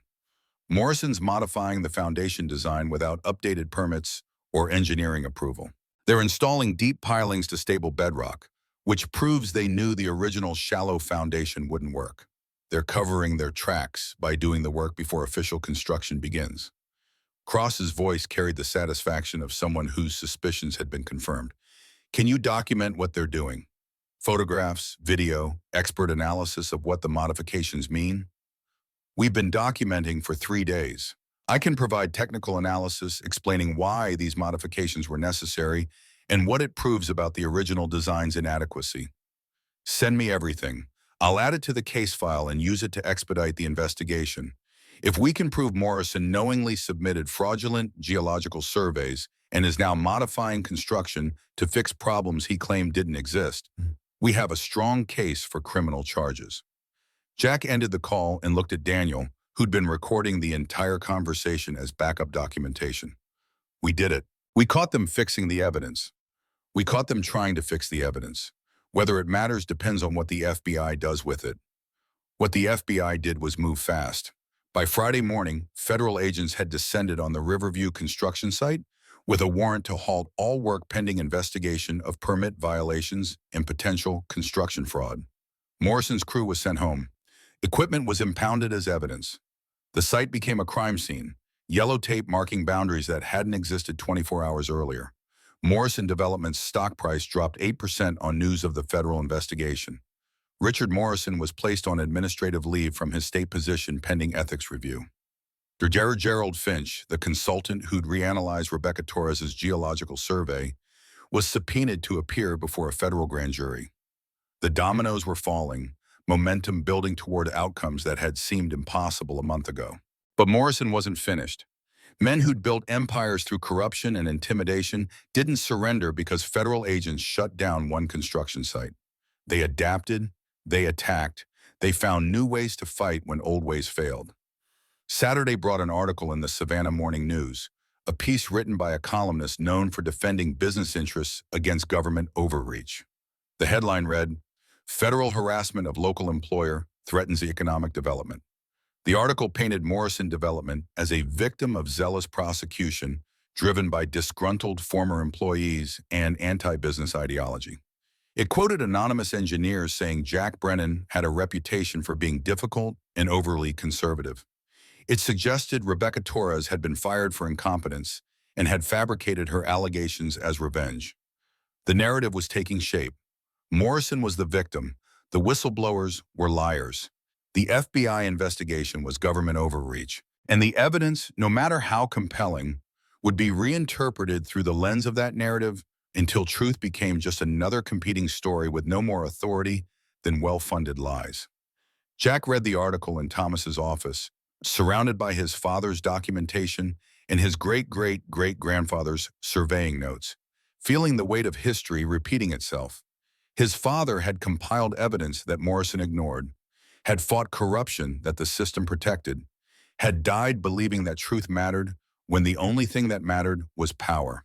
He thought about Rebecca Torres, who'd sacrificed her career for integrity and was now being called a liar in the newspaper. Thought about Daniel, whose journalism was being reframed as agenda-driven activism.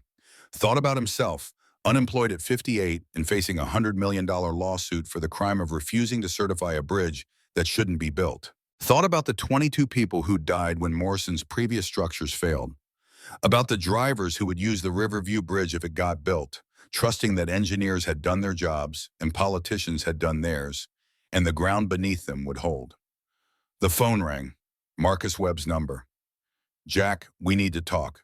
Can you meet me at Brennan Station in an hour?" "What's this about?" "It's about finishing what your father started and about making sure Morrison doesn't win this time." Marcus arrived with Agent Cross and two other federal agents Jack didn't recognize. They gathered in the dining room that hadn't seen this many people since Thomas had hosted engineering colleagues in a life that seemed like it had belonged to someone else. Cross spread documents across the table, a visual representation of the case they'd built. Rebecca Torres's original geological survey, Jack's soil samples and analysis, Samuel Brennan's historical documentation, the surveillance photographs showing Morrison's unauthorized foundation modifications, email communications subpoenaed from Morrison Development showing Richard Morrison pressuring engineers to revise safety concerns. "We have enough for criminal charges, wire fraud for falsifying documents submitted to federal agencies, conspiracy to defraud the United States, obstruction of justice for attempting to destroy evidence through the foundation modifications." Cross's voice carried the confidence of a prosecutor who'd built an unassailable case. "The U.S. Attorney is convening a grand jury next week. We're seeking indictments against Victor Morrison, Richard Morrison, and Dr. Gerald Finch." Jack felt something in his chest loosen, tension he had been carrying for so long that he'd forgotten it was there. "You're actually going to prosecute. We're going to try him on, but I need you to understand that trying and succeeding are different things. Morrison has resources we can't match.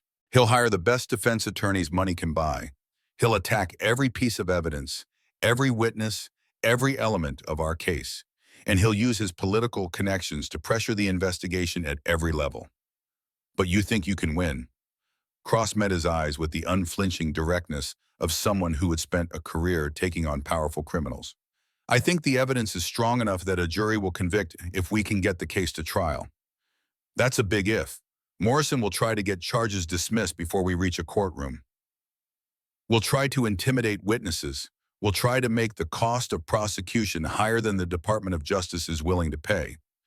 Then we make sure the cost of not prosecuting is higher. We go public with everything.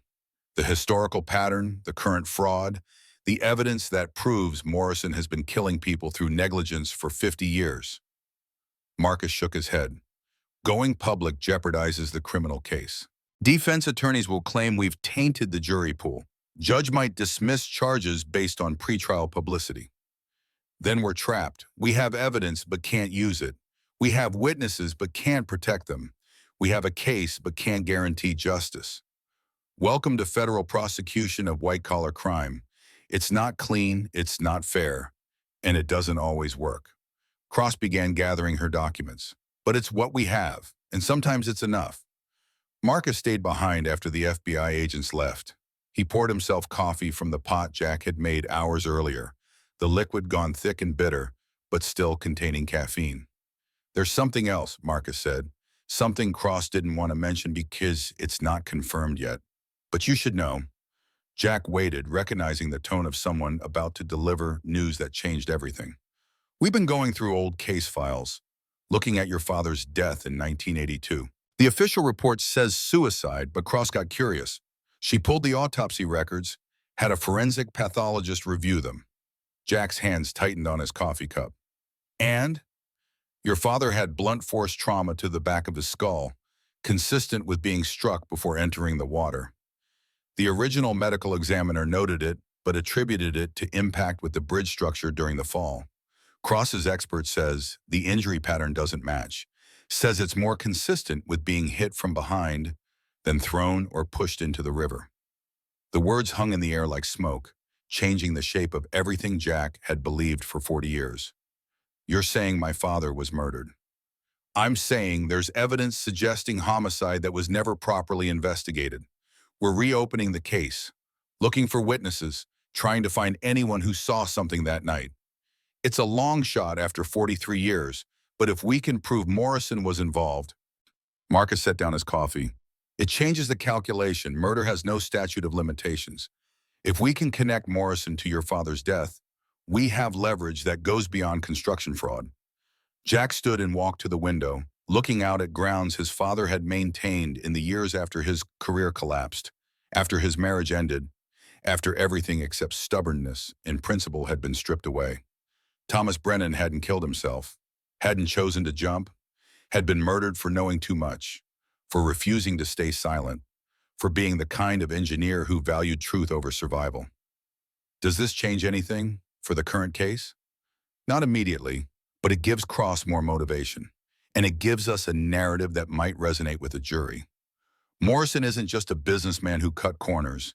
He's someone who's been killing people for 50 years, starting with the man who tried to stop him in 1979. Marcus left, promising to keep Jack updated as the investigation progressed. Daniel found Jack still standing at the window an hour later, looking at nothing, processing implications that rewrote his entire relationship with the past. I heard, Daniel said. Marcus called me, told me about the autopsy findings. He was murdered. All these years I thought he gave up, thought he chose death over living with failure. But he didn't give up. He was killed for not giving up. Does that change anything for you? Jack thought about the question. About 40 years of anger at a father who'd abandoned him, who'd chosen principles over family, who died rather than compromise. About learning that the abandonment wasn't choice but violence, that the death wasn't surrender but consequence of refusing to surrender. It means I've been angry at the wrong person. I blamed him for being weak when he was strong enough to get killed for it. They stood together in silence, father and son, both of them carrying the weight of a grandfather and great-grandfather who'd fought battles that stretched across generations, who'd paid prices that compounded through time. The civil lawsuit, Jack said suddenly. Morrison filed it knowing he murdered my father, knowing he's killed 22 people through negligence, and he has the audacity to sue me for defamation.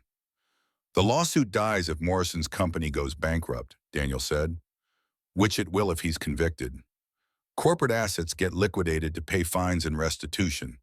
There won't be anything left to fund the lawsuit. So we just have to wait, hope the criminal case succeeds, hope justice actually happens for once. We've been hoping that for 2 months now. So far it's working. But hoping felt different now, felt more urgent, because this wasn't just about stopping a bridge or exposing corruption. This was about holding someone accountable for murder, for killing Thomas Brennan and 22 others and thinking he could keep doing it forever because power protected him. Jack looked at his son, at this man who'd inherited the same stubborn refusal to accept injustice, and saw something that looked like resolve. Whatever happens next, Jack said, we see it through. For your grandfather, for Rebecca, for everyone who's ever stood up to power and paid the price. We see it through, Daniel agreed. Outside, the sun set over Brennan Station.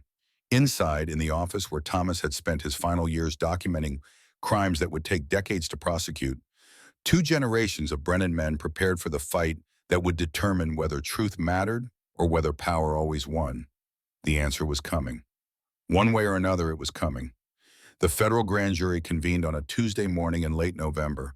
the kind of gray autumn day when the sun seemed to have forgotten Georgia entirely. Jack sat in the hallway outside the hearing room on a wooden bench that had supported anxious witnesses for decades, feeling the weight of testimony he was about to deliver pressing against his chest like a physical thing. Rebecca Torres sat 3 seats away, her lawyer beside her, both of them silent, with the exhaustion that came from months of legal maneuvering and character assassination. Morrison's attorneys had done exactly what Agent Cross predicted, filing motions to dismiss, challenging witness credibility, and arguing that geological disagreements between engineers didn't constitute fraud and that the government was criminalizing normal business practices. The motions had failed, but the damage was done. Rebecca's name had been dragged through technical forums and industry publications, her competence questioned by engineers who'd never met her but were willing to provide affidavits suggesting her analysis was amateurish. She'd been fired from Morrison Development 3 days after the FBI investigation became public. The termination letter citing performance issues that coincidentally materialized only after she'd become a federal witness. She'd applied to 17 engineering firms in the past 2 months. None had called her back. Jack's own employment prospects weren't better. Word had spread through the industry that he was the engineer who'd refused to certify the Riverview project, who'd participated in unauthorized soil sampling, who'd cooperated with federal investigators against a major contractor. Bridges that needed burning were everywhere in civil engineering, and Jack had burned the biggest one available. The hearing room door opened and a clerk called Rebecca's name. She stood with the careful movements of someone who'd learned to control visible trembling through force of will and disappeared into the room where 12 citizens would decide if there was probable cause to believe Victor Morrison and his son Richard had committed federal crimes. Daniel appeared at the end of the hallway carrying coffee and paper cups that steamed in the building's overconditioned air. He'd been fired from the Atlanta Constitution 2 weeks earlier, the newspaper's legal settlement with Morrison requiring termination of the journalist who'd written the original exposé. His severance package had included a non-disparagement agreement that he'd refused to sign, choosing unemployment over silence. Cross says the grand jury is engaged, asking good questions, seems to understand the technical issues. Daniel handed Jack a cup, the gesture carrying weight beyond caffeine delivery. She thinks we'll get indictments. Indictments aren't convictions, no. But they're a start. They're more than your father ever got. Jack drank coffee that tasted like it had been made during the previous administration and thought about Thomas Brennan testifying before state legislative committees that didn't care, submitting evidence to prosecutors who didn't act, building cases that collapsed under the weight of institutional indifference.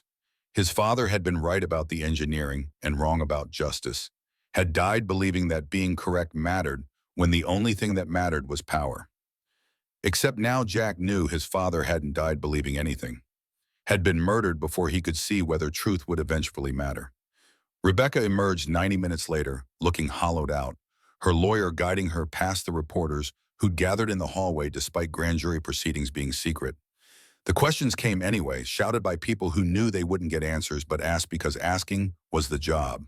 Did you testify that Morrison falsified geological reports? Are you cooperating with federal prosecutors? Is this politically motivated? Do you have any comment on allegations that you fabricated evidence? She said nothing, kept walking, disappeared into an elevator that closed on faces still shouting questions. Jack was called next, stood and straightened his tie and walked into a room where 12 strangers would hear him explain why mathematics and geology and professional integrity mattered more than quarterly earnings and political connections. The grand jurors looked exactly like he'd expected. Working people summoned for civic duty they hadn't requested, trying to understand technical concepts that engineers spent years learning, tasked with deciding if complex professional disagreements constituted criminal fraud. The prosecutor, an assistant U.S. attorney named Michael Chen, guided Jack through his credentials and experience, establishing that he was a licensed professional engineer with 3 decades of bridge design and structural analysis. Then into the specifics of the Riverview project, the foundation calculations that didn't account for karst limestone, the geological surveys that were incomplete or deliberately falsified. Mr. Brennan, in your expert opinion, Would the Riverview Bridge as originally designed have been safe to construct and operate on the geological conditions actually present at the site? Jack looked at the jurors, at 12 people whose understanding of his answer would determine whether Morrison faced accountability or continued business as usual. He thought about the 22 people who died when Morrison's previous structures failed, about future drivers who would trust that someone had done the engineering correctly. No. The bridge as designed would have failed within 8 to 12 years of completion. The shallow foundation system couldn't support the design loads on karst limestone substrate. When the limestone inevitably collapsed under weight, the bridge supports would have settled catastrophically. Best case scenario, the bridge would have been closed before complete failure. Worst case, it would have collapsed during high traffic periods with significant loss of life. And is there any legitimate engineering justification for designing a bridge foundation that would fail within 12 years? None. The only explanation is either gross incompetence or deliberate fraud. Given Morrison Development's history of similar failures and the evidence that geological warnings were suppressed, fraud is the only reasonable conclusion.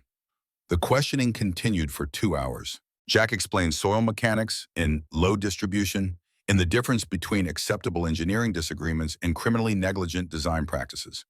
Walked the jury through Samuel Brennan's 1858 surveying notes documenting the same karst formations that Morrison's modern surveys had claimed didn't exist.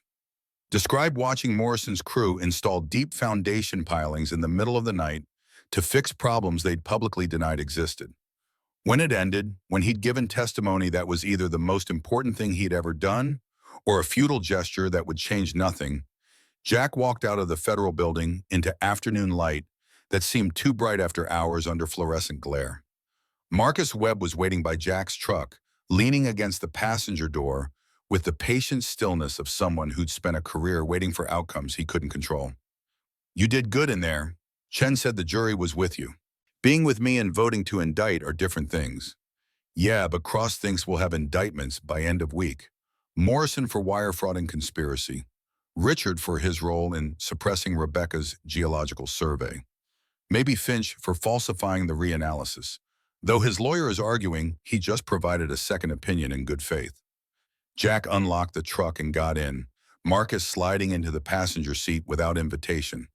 They sat in the parking lot watching federal employees come and go, people whose jobs involved navigating bureaucracy and procedure, who understood that justice was a process rather than an outcome, and the process often failed to reach satisfying conclusions. "What happens when Morrison gets indicted, assuming he does?" Marcus rubbed his face with both hands, fatigue showing through the professional composure. "Trial gets scheduled for next spring, probably May or June.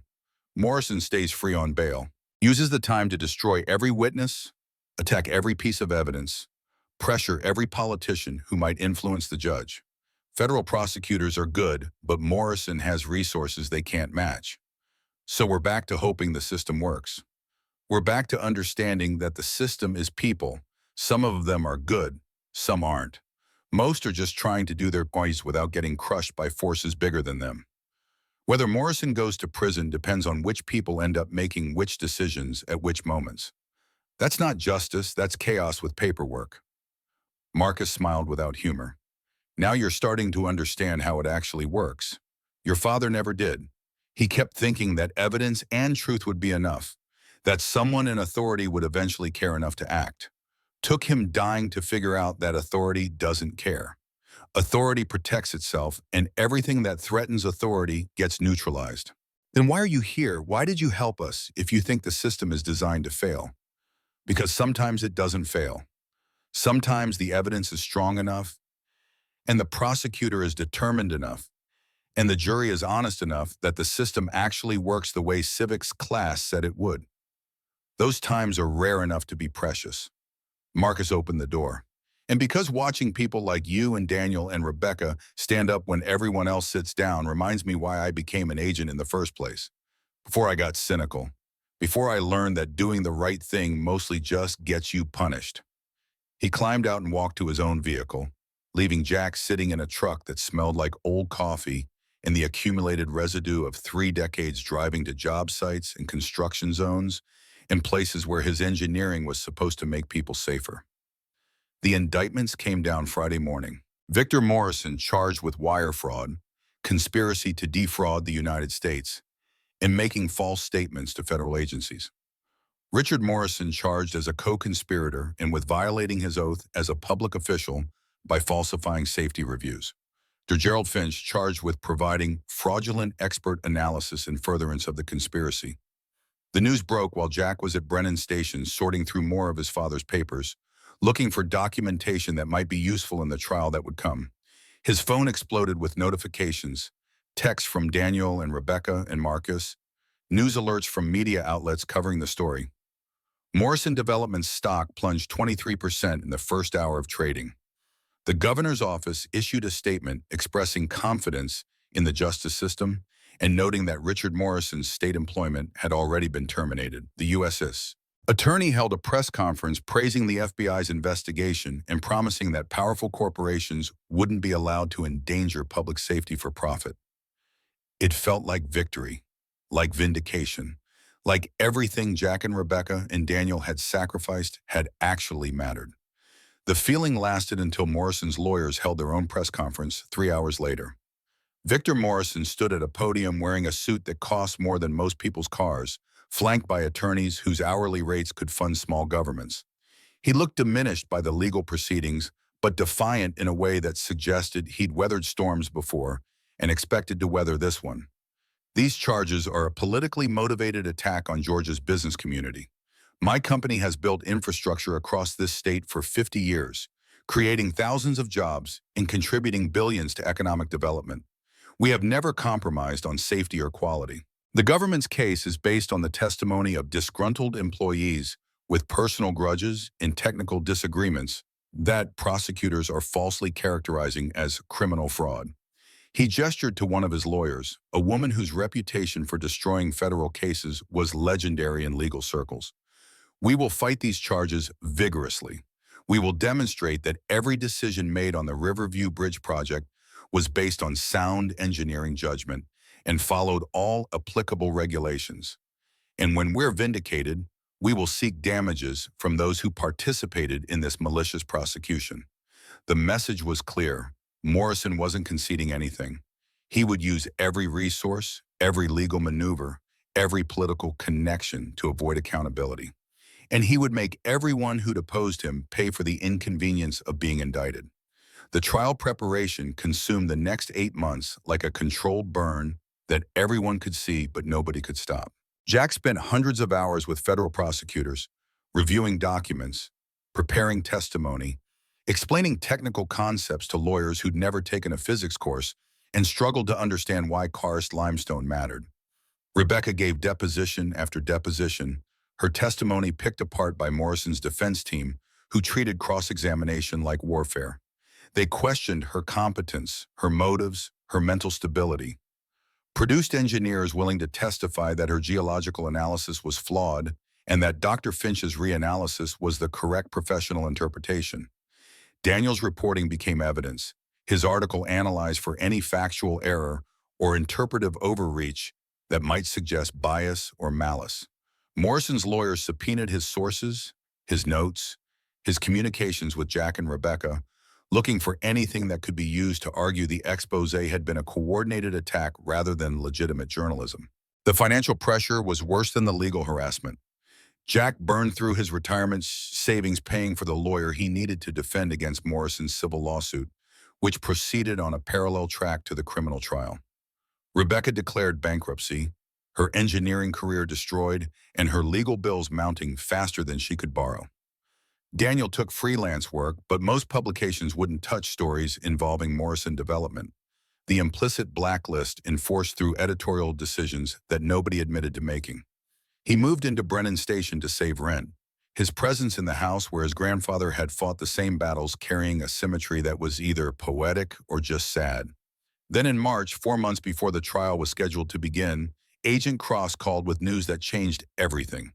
"We found something. In the evidence from your father's case." Her voice carried barely contained excitement. Morrison kept records, audio recordings of conversations he had with people he considered threats or useful. "We found them in a storage unit he rented under a shell company name. Hundreds of hours of recordings going back to 1975. Jack's hands tightened on the phone. And there's a conversation from October 1982, 2 weeks before your father died.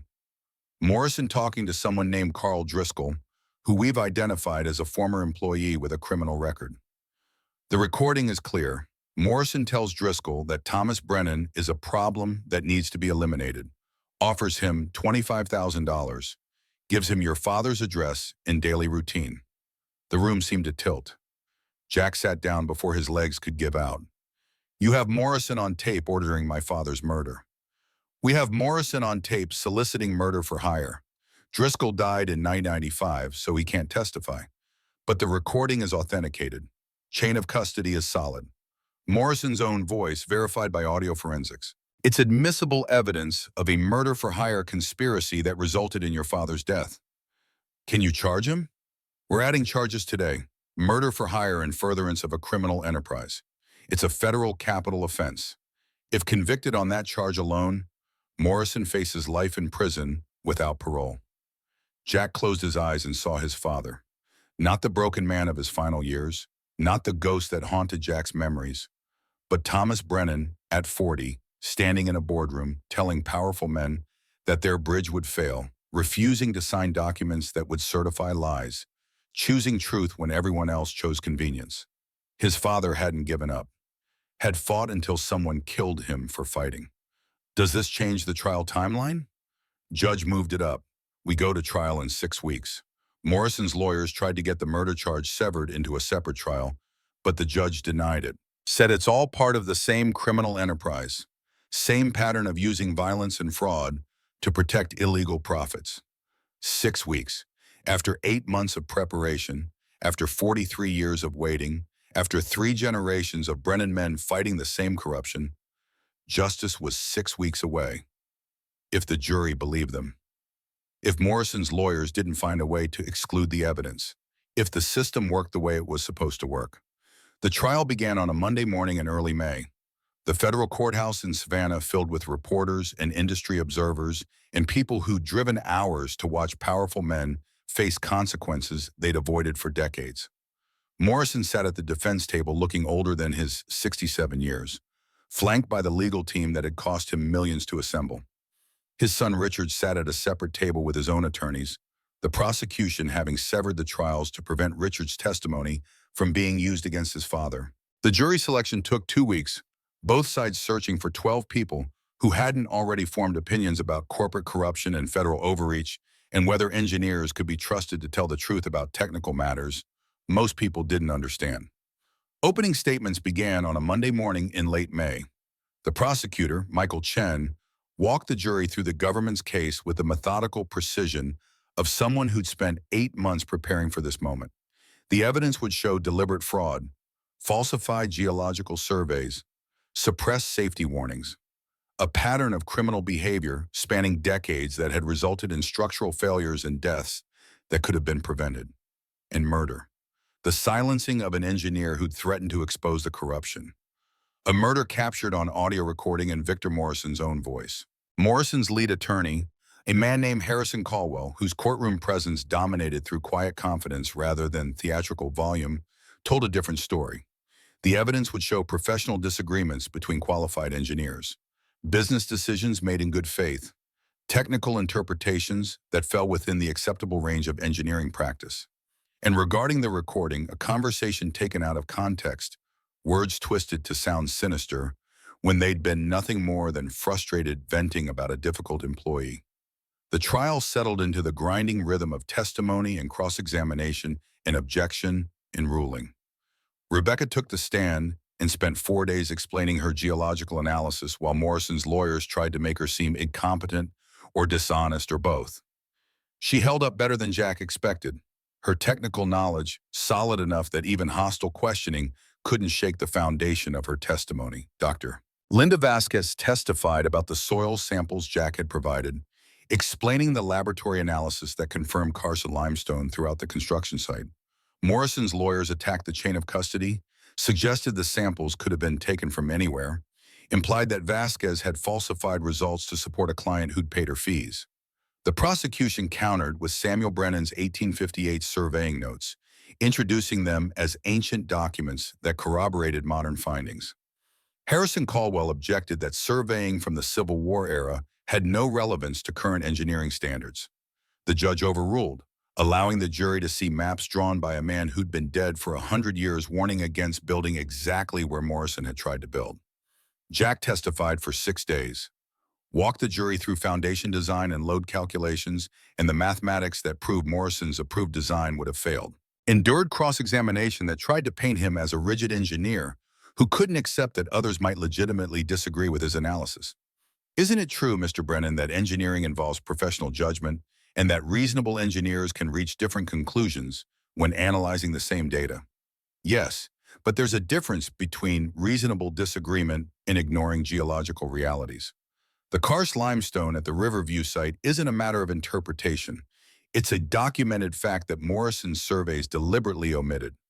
Or perhaps his surveys reached different conclusions than yours. Perhaps his engineers used different methodologies, different assumptions, different professional standards. There's only one standard that matters. Will the bridge stand or will it fall? Morrison's design would have fallen. That's not opinion. That's physics. Then came the evidence that changed everything. Week 4 of the trial. The courtroom hushed as prosecutors introduced the audio recording. A technician set up equipment while the jury watched with visible curiosity.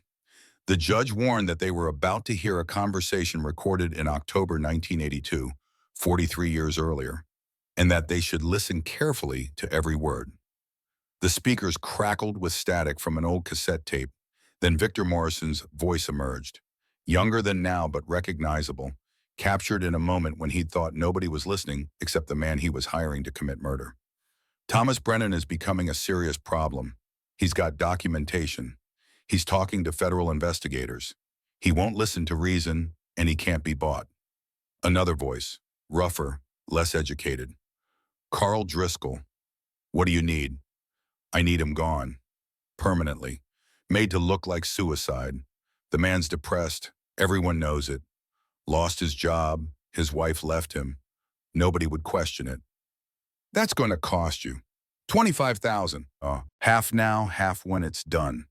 He lives at Brennan Station, 15 miles outside Savannah. Drives into town most evenings, comes back late. The river bridge on Old Augusta Road.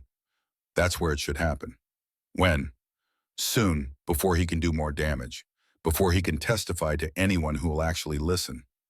The recording ended. The courtroom sat in absolute silence.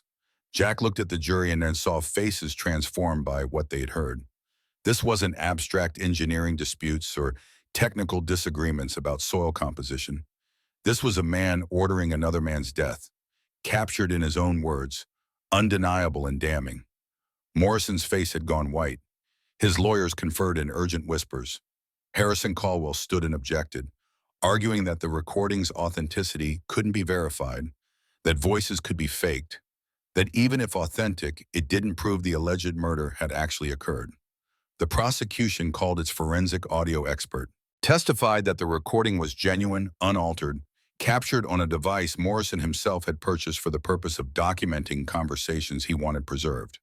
Called the detective who'd investigated Thomas Brennan's death in 1982, now retired but willing to testify that the injuries documented in the autopsy were consistent with assault rather than self-inflicted trauma. The defense fought back, called its own experts to suggest the recording could have been manipulated, argued that even if Morrison had made those statements, they were fantasy rather than solicitation, that no evidence connected the conversation to Thomas Brennan's actual death. But the jury had heard what they'd heard, had seen Jack's face when his father's murder was played out in Morrison's own words, had understood that this wasn't just about a bridge or geological surveys or corporate fraud. This was about a man who'd been killing people for 50 years and thought he'd keep getting away with it forever. The prosecution rested after 7 weeks of testimony. The defense called its own experts, engineers who'd reviewed the same evidence, and concluded that Morrison's geological surveys were adequate and his foundation design was safe. They testified with confidence, backed by credentials that matched or exceeded the government's witnesses. But they couldn't explain the audio recording. couldn't make the jury unhear Victor Morrison ordering Thomas Brennan's death. Closing arguments came in early July. Chen delivered the prosecution's summation with controlled passion, reminding the jury that 22 people had died when Morrison's previous structures failed, that the evidence proved he'd learned nothing from those failures except how to better hide the corner cutting that made them inevitable. And when an engineer named Thomas Brennan threatened to expose the fraud, Morrison had him murdered. You heard the recording? You heard Morrison's own voice ordering the elimination of a man whose only crime was refusing to certify a bridge that would have collapsed and killed innocent people. Victor Morrison is guilty of fraud. He's guilty of corruption. And he's guilty of murder. Your verdict should reflect those truths.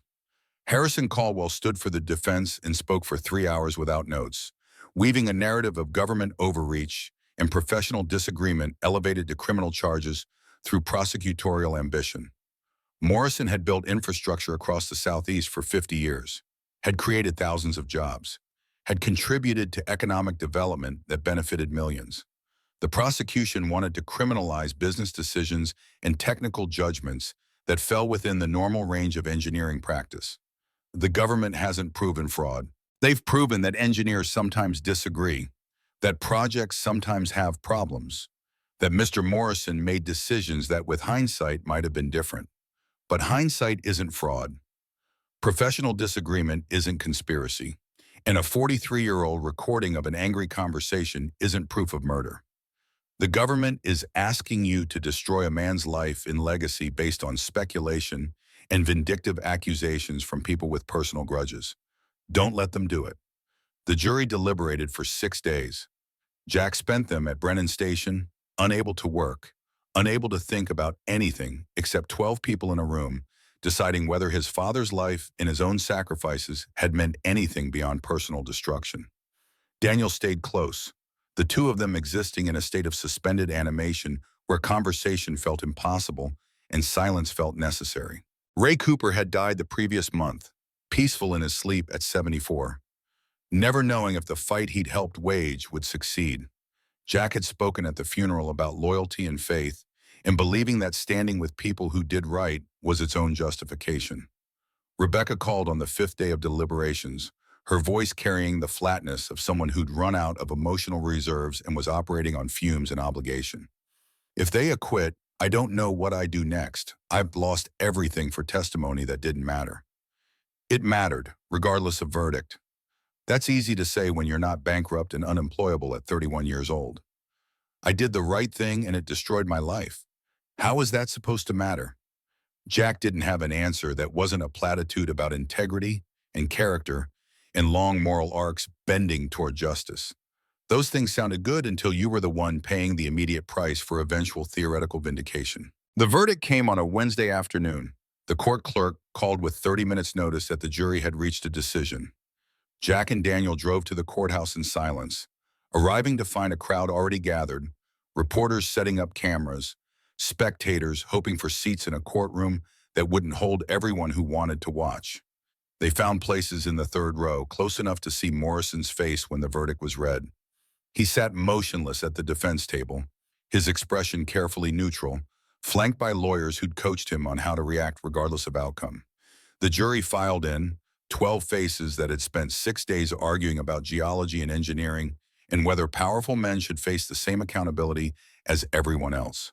Jack tried to read their expressions, looking for some signal about what they'd decided, but courtroom experience had taught them to reveal nothing before the moment demanded revelation.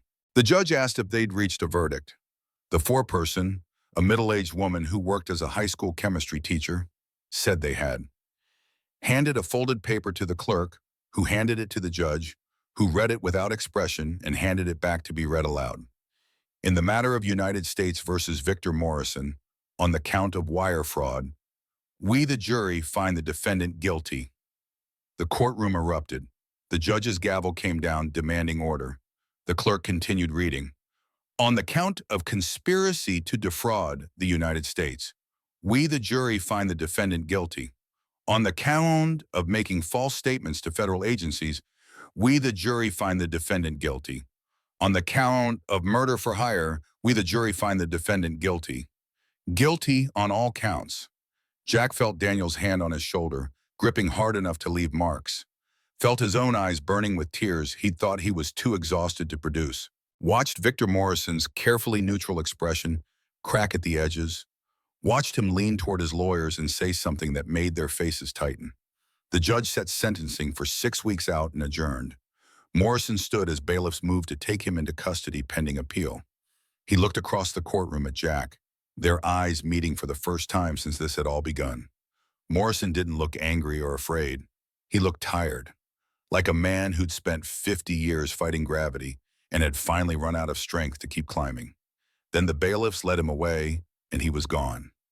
Outside the courthouse, Rebecca was crying and hugging her lawyer and thanking Agent Cross, who'd spent 2 years building a case that had actually resulted in conviction. Daniel was fielding calls from editors who suddenly wanted the Morrison development story now that there was a guilty verdict to make the narrative clean. Marcus Webb stood apart from the celebration, watching with the satisfaction of someone who'd seen justice delayed but not denied. He caught Jack's eye and nodded once, a gesture that carried more weight than words. Jack stood in the afternoon heat and pulled out his phone. Typed a text he'd been wanting to send for 43 years. "We got him, Dad. Morrison's going to prison for what he did to you." He sent it to no one, just needed to say the words, put them into the universe. Believed that somewhere Thomas Brennan knew that the fight he'd started had finally ended in something other than defeat. The sentencing hearing came in August. Victor Morrison stood before the judge who'd presided over his trial and heard that he would spend the rest of his life in federal prison. 12 years for the fraud charges, life without parole for the murder-for-hire conviction. The sentences to run consecutively. His son Richard received 8 years in a separate trial. Dr. Finch, who'd cooperated with prosecutors after his own conviction, received probation and permanent revocation of his engineering license. Morrison Development Corporation filed for bankruptcy, its assets liquidated to pay fines and restitution. The civil lawsuit Morrison had filed against Jack and Daniel died with the company, dismissed by the judge as moot once the plaintiff ceased to exist.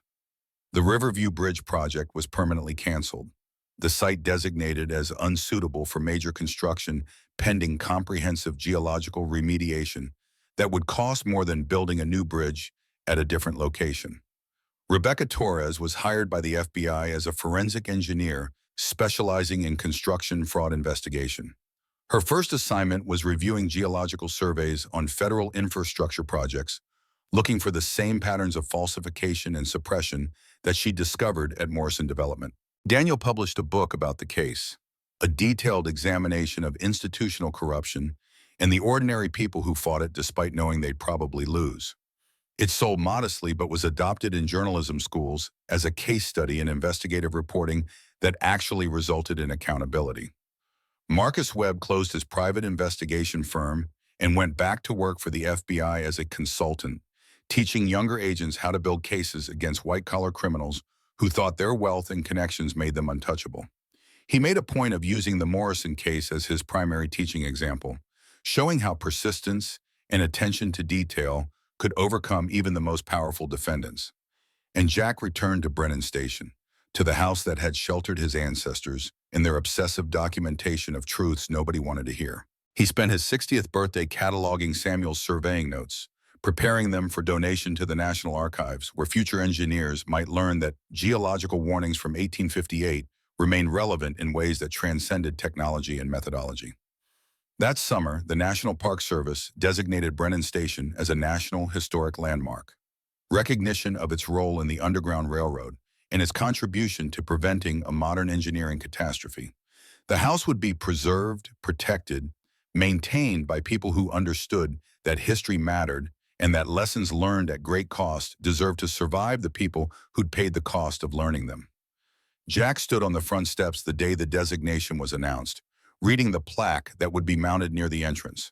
It mentioned Samuel Brennan's tunnels, the 89 people who'd found freedom through them, the geological knowledge that had made both sanctuary and safety possible. It mentioned Thomas Brennan, the engineer who'd refused to compromise and had been murdered for that refusal, whose documentation had waited 4 decades to achieve the justice he'd never lived to see. It mentioned Jack Brennan, who'd finished what his father started, who'd proven that standing against corruption was possible even when it seemed futile. Daniel joined him on the steps, carrying 2 beers from the refrigerator that now stayed consistently stocked. They'd fallen into a routine, father and son, living in the house that had belonged to men who'd fought the same battles, who'd believed the work mattered more than the cost. Mom called, wanted to know if you were okay. What did you tell her? That you were the same as always, stubborn, principled, impossible to reason with when you think you're right. Daniel paused. But also that you were right, and that being right mattered this time. They drank in silence for a while, watching the sun drop toward the horizon, painting the old house in colors that made stone and timber look warm despite the late summer heat. You think it was worth it? Daniel asked. Everything we gave up to put Morrison in prison. Jack thought about the question, about his savings depleted and career destroyed and relationships damaged in service of proving that a bridge shouldn't be built on unstable ground. Thought about Rebecca's bankruptcy and Daniel's unemployment and Marcus Webb spending decades watching the system fail before finally seeing it work. Thought about the drivers who would never use the Riverview Bridge, who would never know they'd been saved by engineers who'd refused to compromise, who would go about their lives unaware that someone had stood between them and catastrophic collapse. Ask me in 100 years, when the accounting is complete and we can see what structures stood and what fell, and whether the principles we fought for outlasted the people who fought against them. That's not an answer. It's the only answer I have. We did what engineers are supposed to do. We looked at the mathematics and the geology and the evidence, and we certified truth even when truth was expensive. Whether that was worth the plea depends on values I can't calculate. They reached the end of their beers and went inside as the day faded into evening. The house settled around them with the sounds of old wood adjusting to temperature changes, of systems that had worked for over a century and would work for a century more if properly maintained. Jack's phone buzzed. Email from the dean of Georgia Tech's School of Civil Engineering. They were establishing a professional ethics chair endowed in Thomas Brennan's name. Would Jack be willing to serve on the selection committee for the inaugural professor? He read the email twice, then forwarded it to Daniel with a subject line that said, Dad would have liked this. Went to the office where 3 generations of engineers had fought battles against corruption and compromise. Sat in the chair that had been Thomas's. That had been his for these past 2 years. That would belong to whoever came next and needed to know that standing against power was possible. The structures that survived were always the ones built by people who respected what they were building on. That was true for bridges and buildings and the systems of justice that humanity constructed to protect itself from its worst impulses. Sometimes those systems failed. Often they failed. But occasionally, rarely, when enough people refused to accept failure, when enough evidence accumulated and enough witnesses came forward and enough investigators believed that truth mattered, the systems worked. And that possibility, that rare success, was what made the fight worthwhile, what made the cost bearable, what made engineers like Thomas Brennan and Jack Brennan stand in rooms where they weren't welcome and say no when everyone else was saying yes. Jack opened his laptop and began writing. Not an engineering report or a legal document, but a memoir, an account of 3 generations fighting the same corruption, of a father he'd misunderstood for 40 years, of a house that had sheltered people seeking freedom and engineers seeking truth. He typed the title, The Engineer's Inheritance, a story about foundations that hold. Outside, the sun set over Georgia lowland and karst limestone, and ground that betrayed those who ignored it but supported those who understood it. Inside Brennan Station, in the office where the fight had begun and ended and would begin again when the next corruption arose, Jack Brennan worked on documenting what mattered. The bridge that didn't fall, the lives that weren't lost, the evidence that persistence and truth could sometimes overcome power and wealth and 50 years of getting away with murder. It wasn't the ending his father had imagined, wasn't the vindication Thomas had hoped for, but it was enough. It had to be enough, because the work was never finished. The fight was never won. There would always be people who cut corners and falsified surveys and valued profit over safety, and there would always need to be people who stood against them, who did the calculations and believed the mathematics and refused to certify structures that shouldn't be built. That was the inheritance. not the house or the documentation or the legal victories that took decades to achieve. The inheritance was the responsibility to stand in the gap between corruption and catastrophe, to be the person who said no when everyone else was saying yes, to build things that lasted because they were built right rather than built fast. Jack set down his coffee and looked at the photograph on his father's desk. Thomas Brennan at 40, standing in front of a bridge he'd designed, smiling with the confidence of someone who believed his work mattered and would outlast him. He'd been right about that. The work had outlasted him, had survived his death, and achieved what he'd tried to achieve, just on a timeline he'd never lived to see. "We finished it, Dad," Jack said to the photograph, to the ghost, to the memory of a man who died protecting truth. "It took 43 years, but we finished it." Outside, darkness settled over Brennan Station. Inside, in the office where truth had been documented and preserved and finally vindicated, the work continued. Evidence accumulated. Stories were written. Legacy was maintained for whoever came next and needed to know that choosing right over easy was possible, that it had been done before, that it could be done again, that the cost was high but the alternative was higher, and that would have to be enough. And it was.